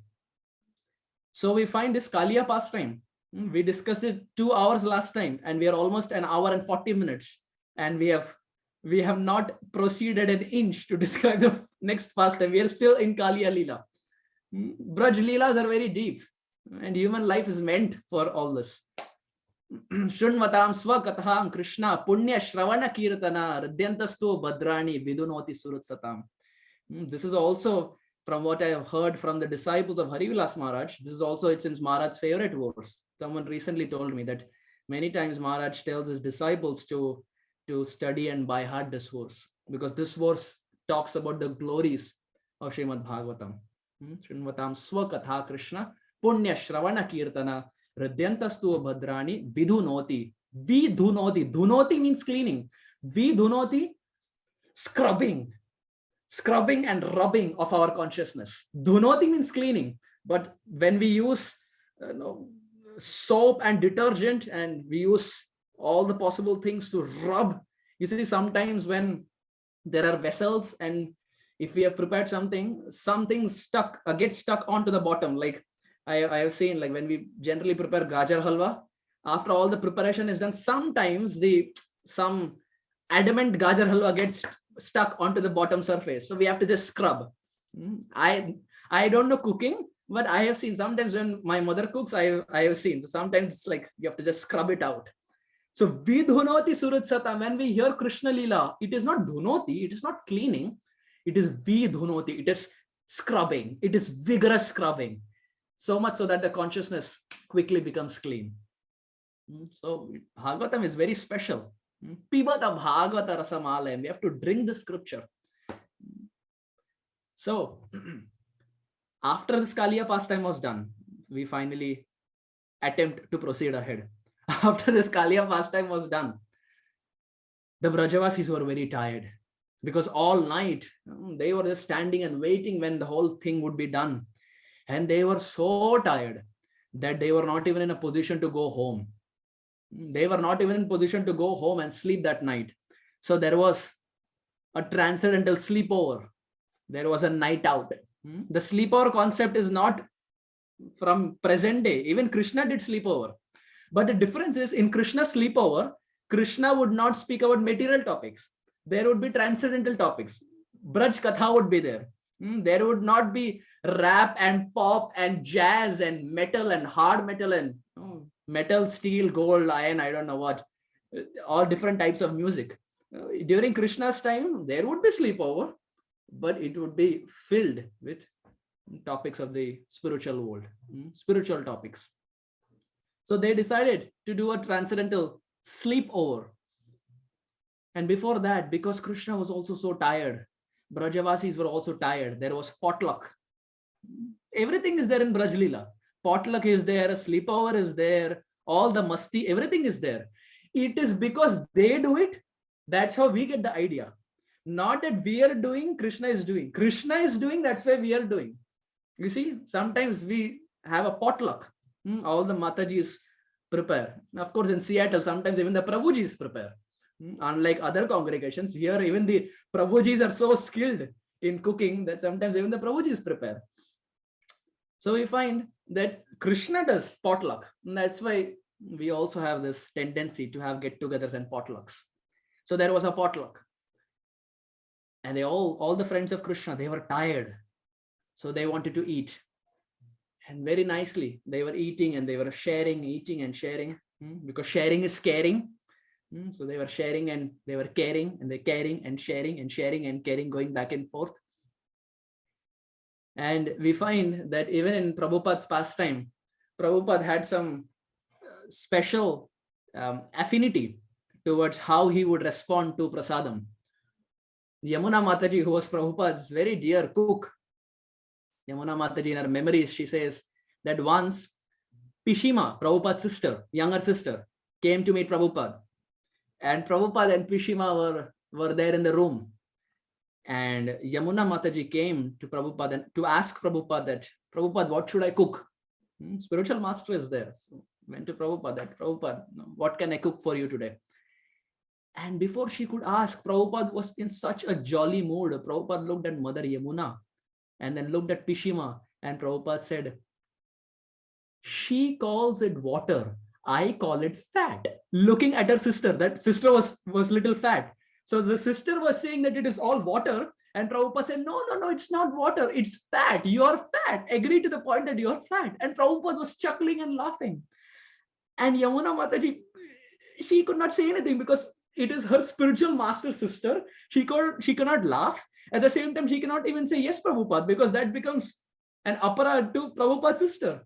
Prabhupada said, she says it is water, I say it is fat. And I'm sure it is fat. And Prabhupada was laughing and chuckling. And then Prabhupada said, you can cook so-and-so item. So then she prepared. And in a big plate, different katoris, she prepared and she came to Prabhupada's room and she kept the plate. And then she was outside. And Prabhupada and Pishima they were remembering the childhood. Yamuna Mataji would say that Prabhupada, when he would talk to Pishima, Prabhupada would tell her that, do you remember those days when we were small? I would defeat you in kite flying. For Makar Sankranti, we would do kite flying and I was always better. And she would say, no, I would defeat you. You were okay, but I was better than you. And Prabhupada would say, no, I would defeat you in kite flying. And it would go back and forth. And Yamuna Mataji would say, I was so happy to hear that Prabhupada would never speak about his childhood, because disciples were relatively new and Prabhupada's mission was to preach as fast as possible. But with the sister, it was nostalgia for Prabhupada. He was remembering the old days and he would say, I would defeat you in kite flying, I would defeat you in this game. And it went back and forth. And then Prabhupada and Pishima had the prasad. And after some time, Yamuna Mataji, she came and she knocked the door. And then Prabhupada, he said, please come in. And when Yamuna Mataji went inside, Prabhupada, like childlike simplicity, Prabhupada had stacked one katori after another, katori after another, katori after another katori, so much so that the big katoris were down, the small katoris were down. And Krishna and Prabhupada had made a big tower. He made a big tower. And when he looked at Yamuna Mataji, Prabhupada with his index finger, he looked at her and said, Yamuna Mai ki jai. And he broke the whole tower and all the katoris came crumbling down. And when Yamuna Mataji saw this, she looked and said, Srila Prabhupada ki jai. And Pishima said, Gaur Nitai ki jai. And then all of them said, Nitai Gaur Premanande, Hari Hari Bol. And Yamuna Mataji was saying, Prabhupada had childlike simplicity. Sometimes he could be heavy as a thunderbolt. And sometimes like a child, he could stack one katori after another and get happiness by just breaking the whole tower.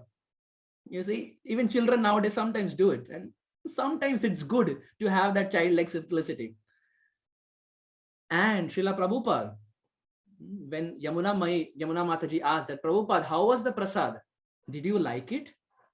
And Prabhupada had a particular way of expressing it to Yamuna Mataji. How would we say? Prasadam, yes Mataji, prasadam was very nice. Prabhuji, yes Prabhuji, prasadam was very nice. I liked it. This is our style of saying. Prabhupada is Prabhupada. He has to have his own style of saying. He's Jagat Guru, he's the Acharya. Prabhupada would have his own style. When the food prepared is third class, it is prepared very bad. If the salt is too much, sugar is too much, if it is prepared third class, Prabhupada would pat his belly, which means third class. He would not speak anything. If it is second class, if it is first class, if it is excellent, this was Prabhupada's style. So when Yamuna Mataji asked Prabhupada, how was the prasad? Prabhupada looked at her and said, it was excellent. It was brilliant. So much so that Prabhupada loved it so much. He literally wiped off the whole plate. Not even one kadipatta was there. He ate everything. Prabhupada loved it so much. And Yamuna Mataji was a really, really, really good cook. Really good cook. She has had so many personal instructions from Prabhupada on cooking. And there is one class that we can find on YouTube where she gave the class in Radha Gopinath Mandir. And she speaks on the instructions that Prabhupada gave her while cooking. What are the things that you should be careful about when you cook? So we can see that it's there online. Mataji gave it in Radha Gopinath Mandir. So Prabhupada would have this style of expressing his heart out. Third class, stomach. Second class, to his chest. First class, towards his neck. Excellent, super excellent, really brilliant, amazing, over his head. Like, too good. So we can also maybe learn this art, because every time we do it, we can remember Prabhupada. Rather than saying good or bad, if we can do this, every time we do it, we can remember Prabhupada. But having said that, I hope that day doesn't arise where we pat our belly. I hope that day doesn't arise. But in the similar way, Krishna's friends were having prasad, and they were all sitting and having a very fun time. And when they were having prasad, at that time, in the middle of the night, the friends of Krishna started screaming, Govinda, Govinda, Hare Murare, Govinda, Govinda, Mukunda Krishna, Govinda, Govinda, Rathanga Pane, Govinda, Damodhara Madhaveti, He Krishna, He Yadava, He Sakheti, Govinda, Damodhara Madhaveti. Middle of the night, they started calling Krishna, Krishna, Krishna, Krishna. Govinda, Damodar, Madhaveti, protect us, protect us. Why? What happened? There was a forest fire. There was a forest fire, and with the wind, the forest fire was just spreading. And Kamsa's men had set things on fire. The forest fire was just spreading. Just imagine, dear devotees, less than 12 hours back, there was Kaliya pastime. And the Vrajavasis were so scared and afraid. And again, after about less than 12 hours, there is the forest fire. So the next time we say that we are having calamities in our life, let us remember the Brajavasis. The Vrajavasis were having more calamities in their life in Krishna's presence. Sometimes we think that before bhakti, I had a very happy life. I was very happy. After performing bhakti, after taking to Krishna consciousness, after attending DYS, and after chanting 16 rounds, my problems have increased. I was better off before. After performing Krishna bhakti, my problems have increased. मैं पहले ठीक था. अभी problems और बढ़ गए हैं. But Krishna bhakti is not that path. Krishna never says that problems will go away from our life. Problems will always be there. For Brajavasis also problems were always there. But what's the difference? When problems rise in our life, we take shelter of material solutions. When problems rise in the life of the Brajavasis, they take exclusive, one-pointed, Ananya shelter of Shri Krishna. That is the difference. When problems come in our life, we go and tell everyone and try to gain sympathy. We take everyone's advice, but finally we follow what we want to follow. We just go and tell others for sympathy. But the Brajavasis, when they are in distress, when they are in problem, they turn towards Krishna. So problems will always be there. It's only how much as devotees we can change our vision. If in every situation we can turn towards Krishna, that's the mood of a Brajavasi. So this Krishna consciousness movement is designed in such a way wherein when problems rise in our life, we can turn our face towards Krishna. Rather than turning our face away from Krishna, we can turn our face towards Krishna. There was a forest fire and the friends started calling out to Krishna. And naturally, our superhero had to come into rescue. They have full faith, the Brajavasis have full faith that Krishna will protect. And they have seen so many times that Krishna is killing demons, but they are still convinced he is not God. He cannot be God. He is just a normal boy. He can swallow forest fire. We can also swallow forest fire. It's just that we are giving him the opportunity so that he will get some credit. Tu bhi kya yaad rakhega? Okay, swallow the forest fire. They are convinced Krishna is not God. So they call Krishna to the rescue. And Krishna very royally, very majestically comes there. And Krishna decides to extinguish the whole of forest fire. In our life also, dear devotees, please give me just about 10 minutes. In our life also, there are forest fire-like incidents. Srila Prabhupada, when he came here to the US, in the initial days, Prabhupada had no one. There was no one to help him. It was a real struggle for Prabhupada. And as we know, Prabhupada came in Jaladuta. Dear devotees, please hear this carefully. It's okay to put the books to the side. Just hear this very carefully. Srila Prabhupada, when he came, as we know, he came on Jaladuta. And Prabhupada had only 1 month visa. Nowadays, for visitor visa, American visitor visa, you get 10-year visitor visa, B1, B2. But Prabhupada got only 1 month visa. So Prabhupada had such a challenge that in 1 month, he had to establish Krishna consciousness. And that is a monumental task. But Prabhupada still took it up. He said, I will go and aage jo hoega, we will see. But I will at least go there. Prabhupada came on Jaladuta. Prabhupada reached Boston Harbor. When Prabhupada reached Boston Harbor, Jaladuta came on the 17th of September, 1965. On the 18th of September, 1965, that same Jaladuta was again going back to India. Now, when the same Jaladuta, the next day, when it was going back to India, 2 American boys hopped on to that ship. 2 boys hopped on to that ship, Keith and Howard. And they hopped onto that ship. Why? They wanted to go to India to explore Indian culture, to explore the culture of the East. They went to India and they lived there. But after staying in India, typhoid, malaria, jaundice, they wanted guru, but they didn't get guru. They got kangaroo. They got animal-like gurus who just wanted money. They didn't get anything. They were cheated. They saw hypocrite, duplicitous gurus. And they also fell ill because they were not accustomed to Indian water and Indian diet. Those who are from India can adjust, but someone who's going for the first time, naturally we find they fall ill because they are not accustomed to that oil, or they are not accustomed to the ghee. So these two boys fell terribly ill. And after about 1 year, they decided it's enough.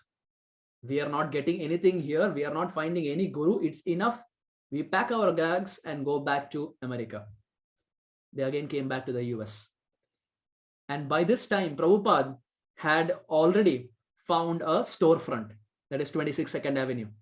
Prabhupada had moved from Butler, Pennsylvania, and he had found a storefront. So Prabhupada was walking in the streets of New York City. This is lower Manhattan.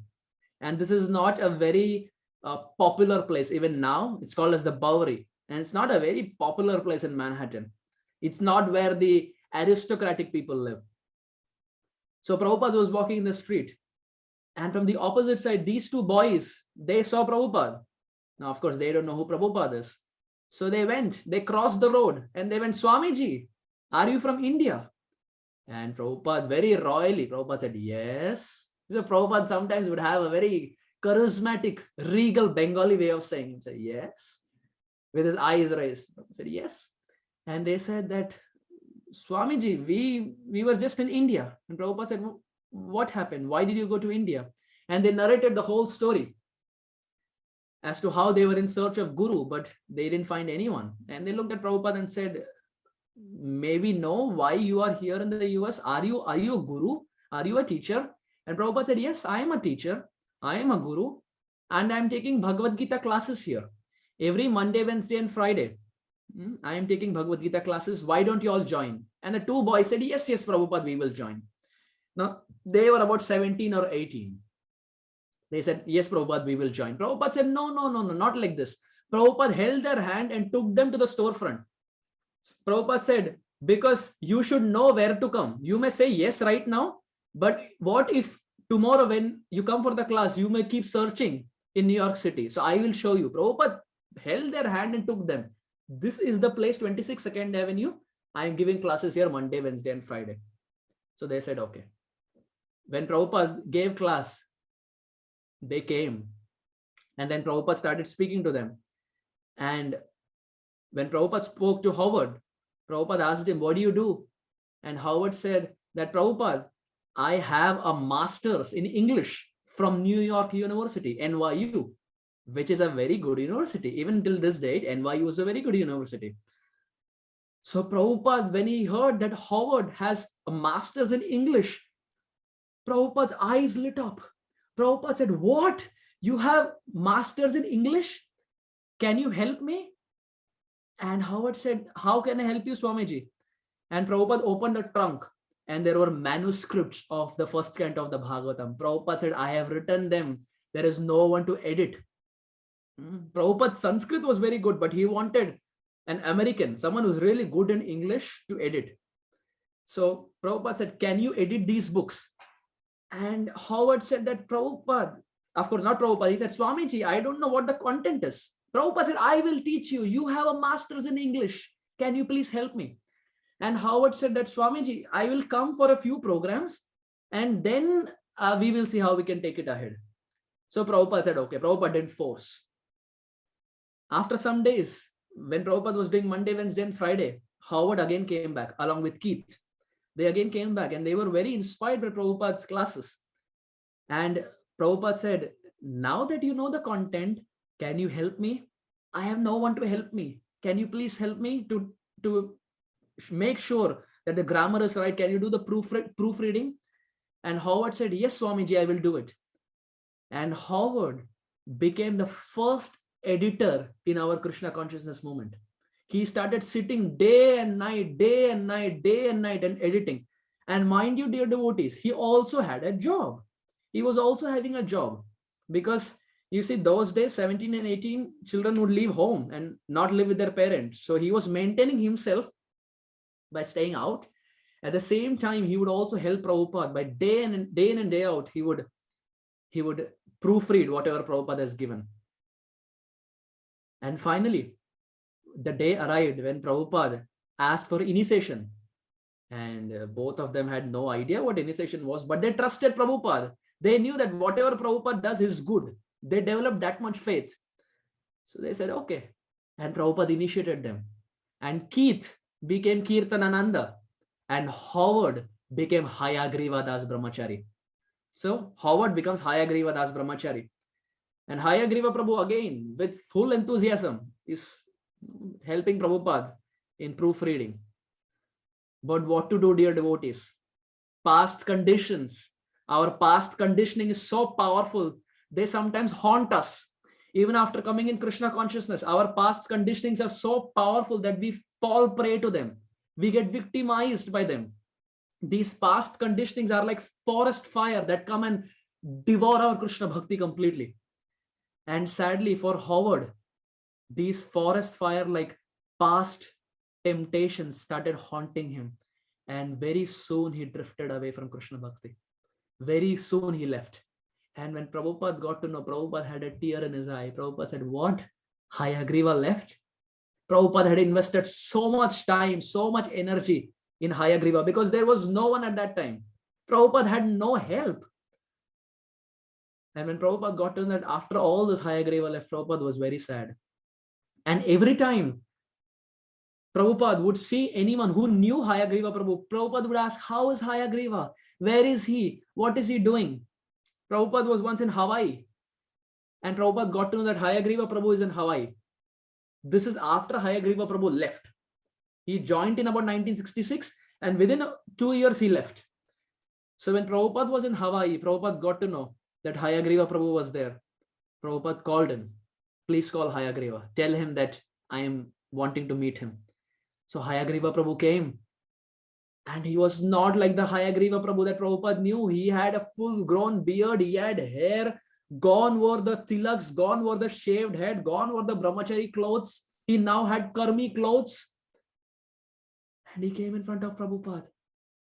And Prabhupada looked at him. And Prabhupada looked at him and said, Hayagriva, where were you all this while? Where were you? Prabhupada had tears in his eyes.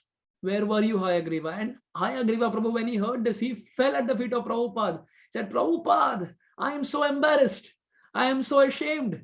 You invested so much time in me and I shamelessly left you. Prabhupada, please forgive me. And Prabhupada said, oh, that is okay. Prabhupada never chastised. Prabhupada very coolly said, oh, that is okay. That's completely fine. And then Prabhupada asked about his whereabouts. And then Prabhupada said, do you want to do some service for me? Now that you have come back, do you want to still do service? Prabhupada never discouraged anyone. Prabhupada would always encourage, whatever the background was, he would always encourage. Prabhupada said, do you still want to do some service? And Hayagriva Prabhu, he said, Prabhupada, what is the service? Prabhupada said, the same service that you were doing before, editing all my books. And Hayagriva Prabhu, when he heard this, he said, Prabhupada, no, I cannot do that. I have fallen down so much. Your books are going to be the law books for the next 10,000 years. And Prabhupada, I cannot even hold on to the 4 regulative principles. Prabhupada, I cannot do it. Prabhupada said, no, you can. He said, no, Prabhupada, you have so many disciples. You have Satswarup Das Goswami. You have Jayadvaita Maharaj. You have so many sannyasis. These devotees came after Hayagriva Prabhu and now they were sannyasis. And Hayagriva Prabhu was embarrassed. You can imagine. If someone joined after you and now has advanced so much, and here was Hayagriva Prabhu not even able to hold on to his initiation vows, not even able to maintain the 4 regulative principles. And somehow Prabhupada invested faith and energy and time and he came back again. Hayagriva Prabhu again came back. And now Hayagriva Prabhu heard that Prabhupada wants to make him the temple president of New Vrindavan. The New Vrindavan property that we have, dear devotees, was found out by Hayagriva Prabhu. After he came back again, Prabhupada gave him service and Hayagriva Prabhu found out that property of New Vrindavan. So he got to know that Prabhupada is going to call you to his room and he is going to give you the position of temple president. And Hayagriva Prabhu had mentally prepared one point after another, 1, 2, 3, 4, as to how he can convince Prabhupada that he doesn't want to become the temple president. He doesn't want the responsibilities. He had fully prepared. Prabhupada called him and Hayagriva Prabhu went. And Prabhupada said, so, a typical Prabhupada way. So, and Hayagriva Prabhu said, yes, Prabhupada, how can I serve? Prabhupada said, I have something for you. And Hayagriva Prabhu was prepared. Prabhupada is going to say that you become the temple president. He was ready to shoot all his answers. And Prabhupada said, I want you to become a sannyasi. Hayagriva Prabhu said, what? Prabhupada, I had a fall down. I'm not even able to hold on to my temptations. And sannyasi, I cannot do that. Prabhupada said, oh, don't worry. If you're there in association with devotees, you can maintain the vows.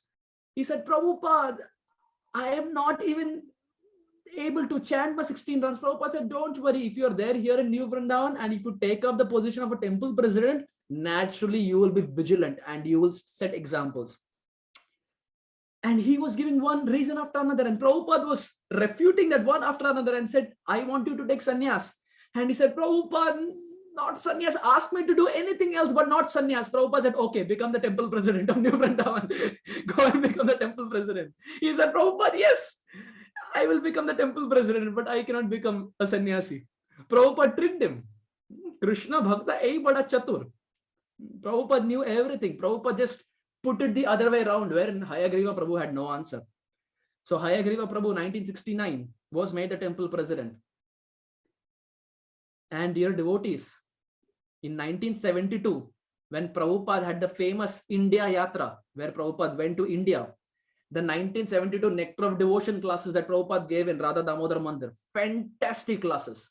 If you have not heard it, I highly recommend that, dear devotees. It's there on ISKCON Desire Tree. 1972 Nectar of Devotion, sitting in the courtyard of Radha Damodar Mandir in Vrindavan.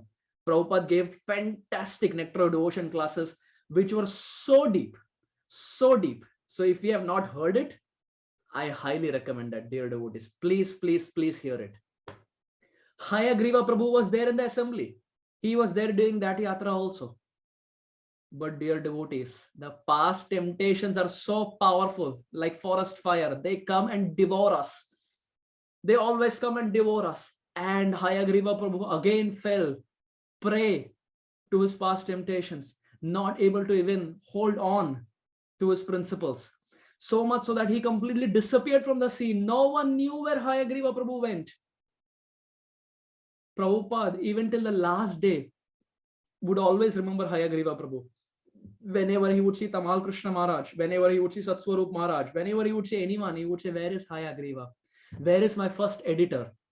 Prabhupada loved Hayagriva Prabhu so much because at the time when no one was there, Hayagriva Prabhu helped Prabhupada.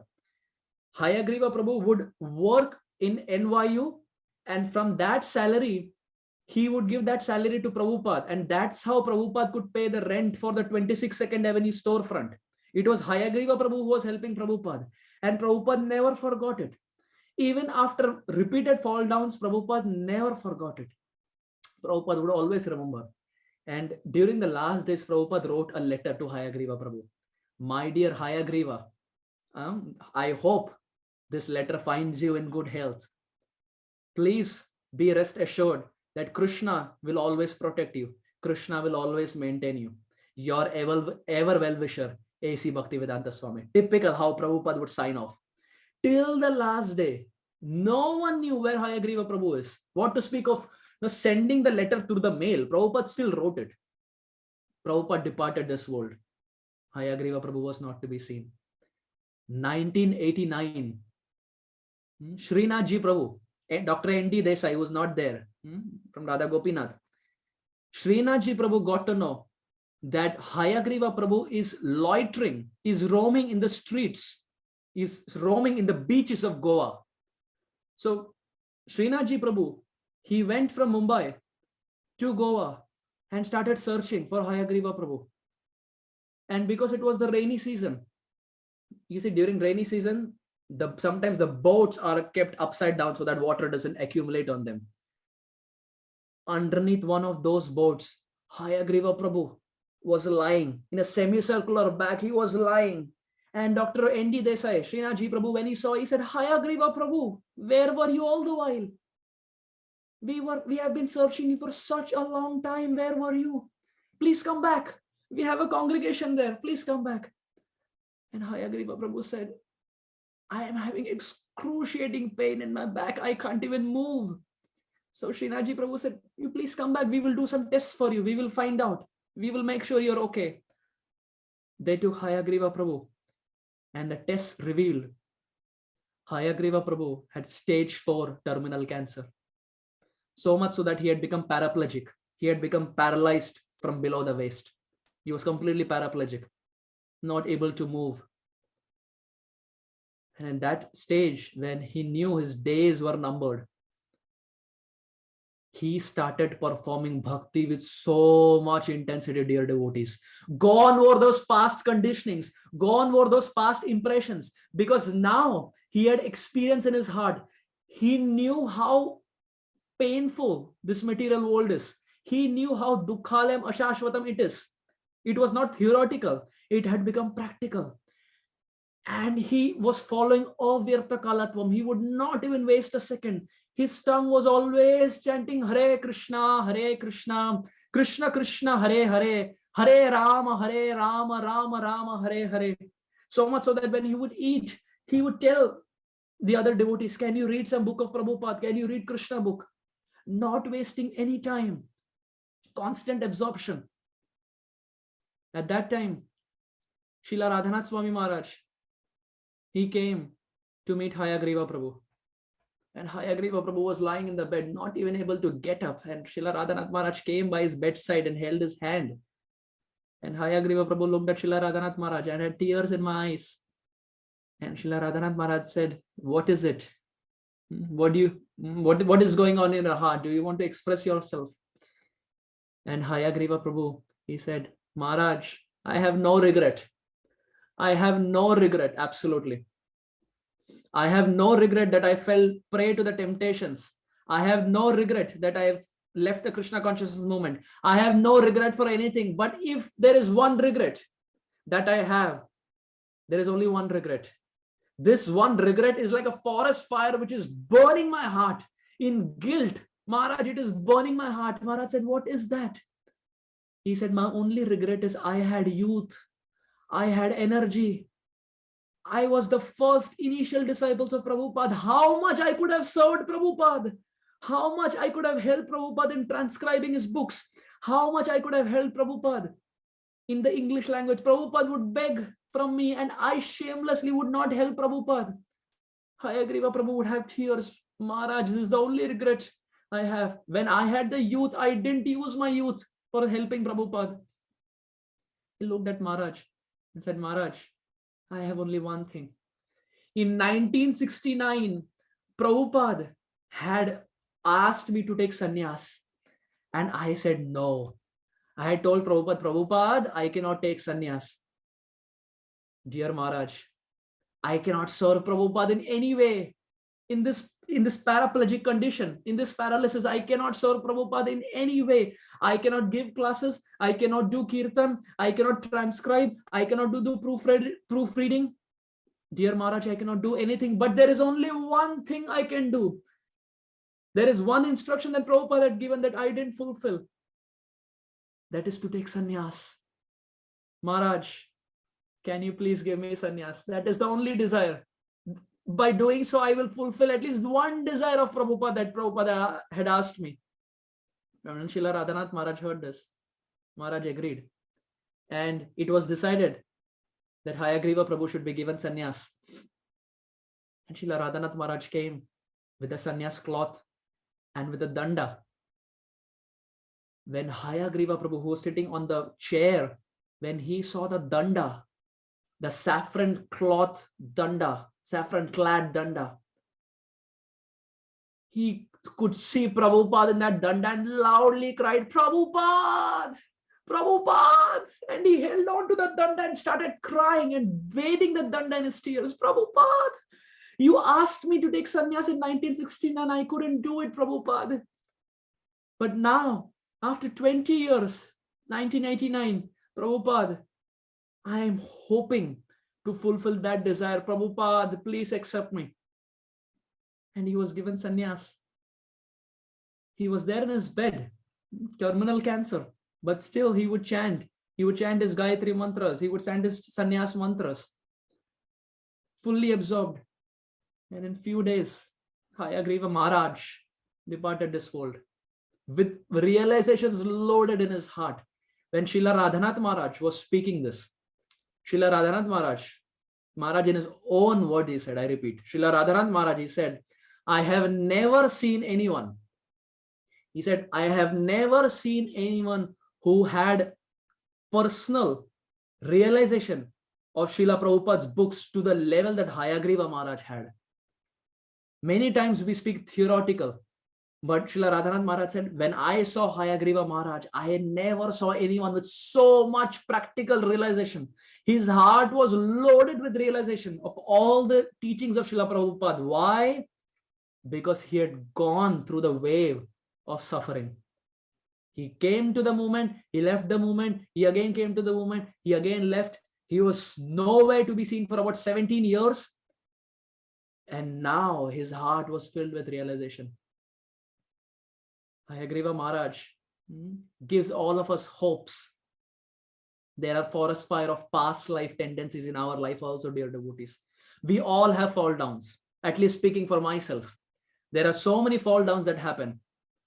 But these fall downs should act like springboards. Bhakti Tirtha Maharaj would say, these fall downs should act as springboards so that we can again come back with redoubled enthusiasm, redoubled energy to serve Sri Chaitanya Mahaprabhu's movement. Not that, oh, we have had a fall down, I will now lie on a hammock and I will not do any bhakti. When there are fall downs, we come back with redoubled energy, redoubled enthusiasm. Chanting, hearing, serving, these are like water guns that extinguish the forest fire of past life tendencies that are there in our consciousness. We may not have forest fire outside, dear devotees. We may not have forest fire outside, but we have forest fire of anarthas that are there in the heart. And it's blazing. It's blazing for lifetimes together. By chanting, by hearing, by serving, they are like the water guns. They are like the jet sprays that completely extinguish and devour the forest fire. So we all have fall downs, at least speaking for myself, but we should use that as springboards to launch ourselves, to come back with redoubled enthusiasm. Chaitanya Bhagavat describes there are only 2 reasons for fall down. No 3. There are only 2 reasons for fall down. First, weak sadhana. Weak sadhana. Not getting up in Brahma Muhurta, not chanting 16 in Brahma Muhurta, not hearing every day, not reading every day. Weak sadhana. If we are not getting up in Brahma Muhurta, that is a classic. That's a classic characteristic of a weak sadhana. And that will help in a fall down. That will make us fall down from the path of Krishna Bhakti. So first is weak sadhana. And second is Vaishnava Aparadha. These are only 2 reasons Chaitanya Bhagavat describes. A weak sadhana and Vaishnava Aparadha. We may even be Sachi Mata, as we discussed. There is no excuse for Vaishnava Aparadha. When these 2 things are done, or even one is done, there is fall down that is guaranteed. So many disciples like Mother Ladhini and Ayendra Prabhu and so many others, they are on a different plane altogether. When we see their life, it's just wow. But Hayagriva Maharaj gives all of us hopes. Even if there is fall down, we can still come back. We can still come back. Srila Prabhupada will still accept us. Sri Guru will still accept us. So there will be forest fire of past life temptations, which we will fall prey to. But if there is constant hearing, chanting, serving, they are like the water guns that will extinguish this forest fire. And in Braj, when these friends saw the forest fire, Krishna very easily, as if he was drinking some lassi, Krishna very easily swallowed the whole forest fire and protected the Vrajavasis. When the Vrajavasis were protected, they were again safe. But again in their heart, they were convinced Krishna is not God. Krishna is a normal child. Krishna is again not God. They are seeing Krishna swallowing forest fire, but still convinced that Krishna is not God. The next day, the sun rose. And when the sun rose, it brought another threat to all the friends of Krishna what this threat is and how the friends tackle this threat. We will see that in our next class. Gaura Premanande, Hari Hari Bol. Shri Brajabhumi Shri Vrindavan Dham ki jai. Srimad Bhagavatam ki jai. 10th canto of the Srimad Bhagavatam ki jai. Hayagriva Maharaj ki jai. Patita Pavan, savior of the whole world, Jagat Guru Srila Prabhupada ki jai. Samasta Gaura Bhakta Vrinda ki jai. Nitai Gaura Premanande. Hari Hari Bol. Thank you very much. Hare Krishna.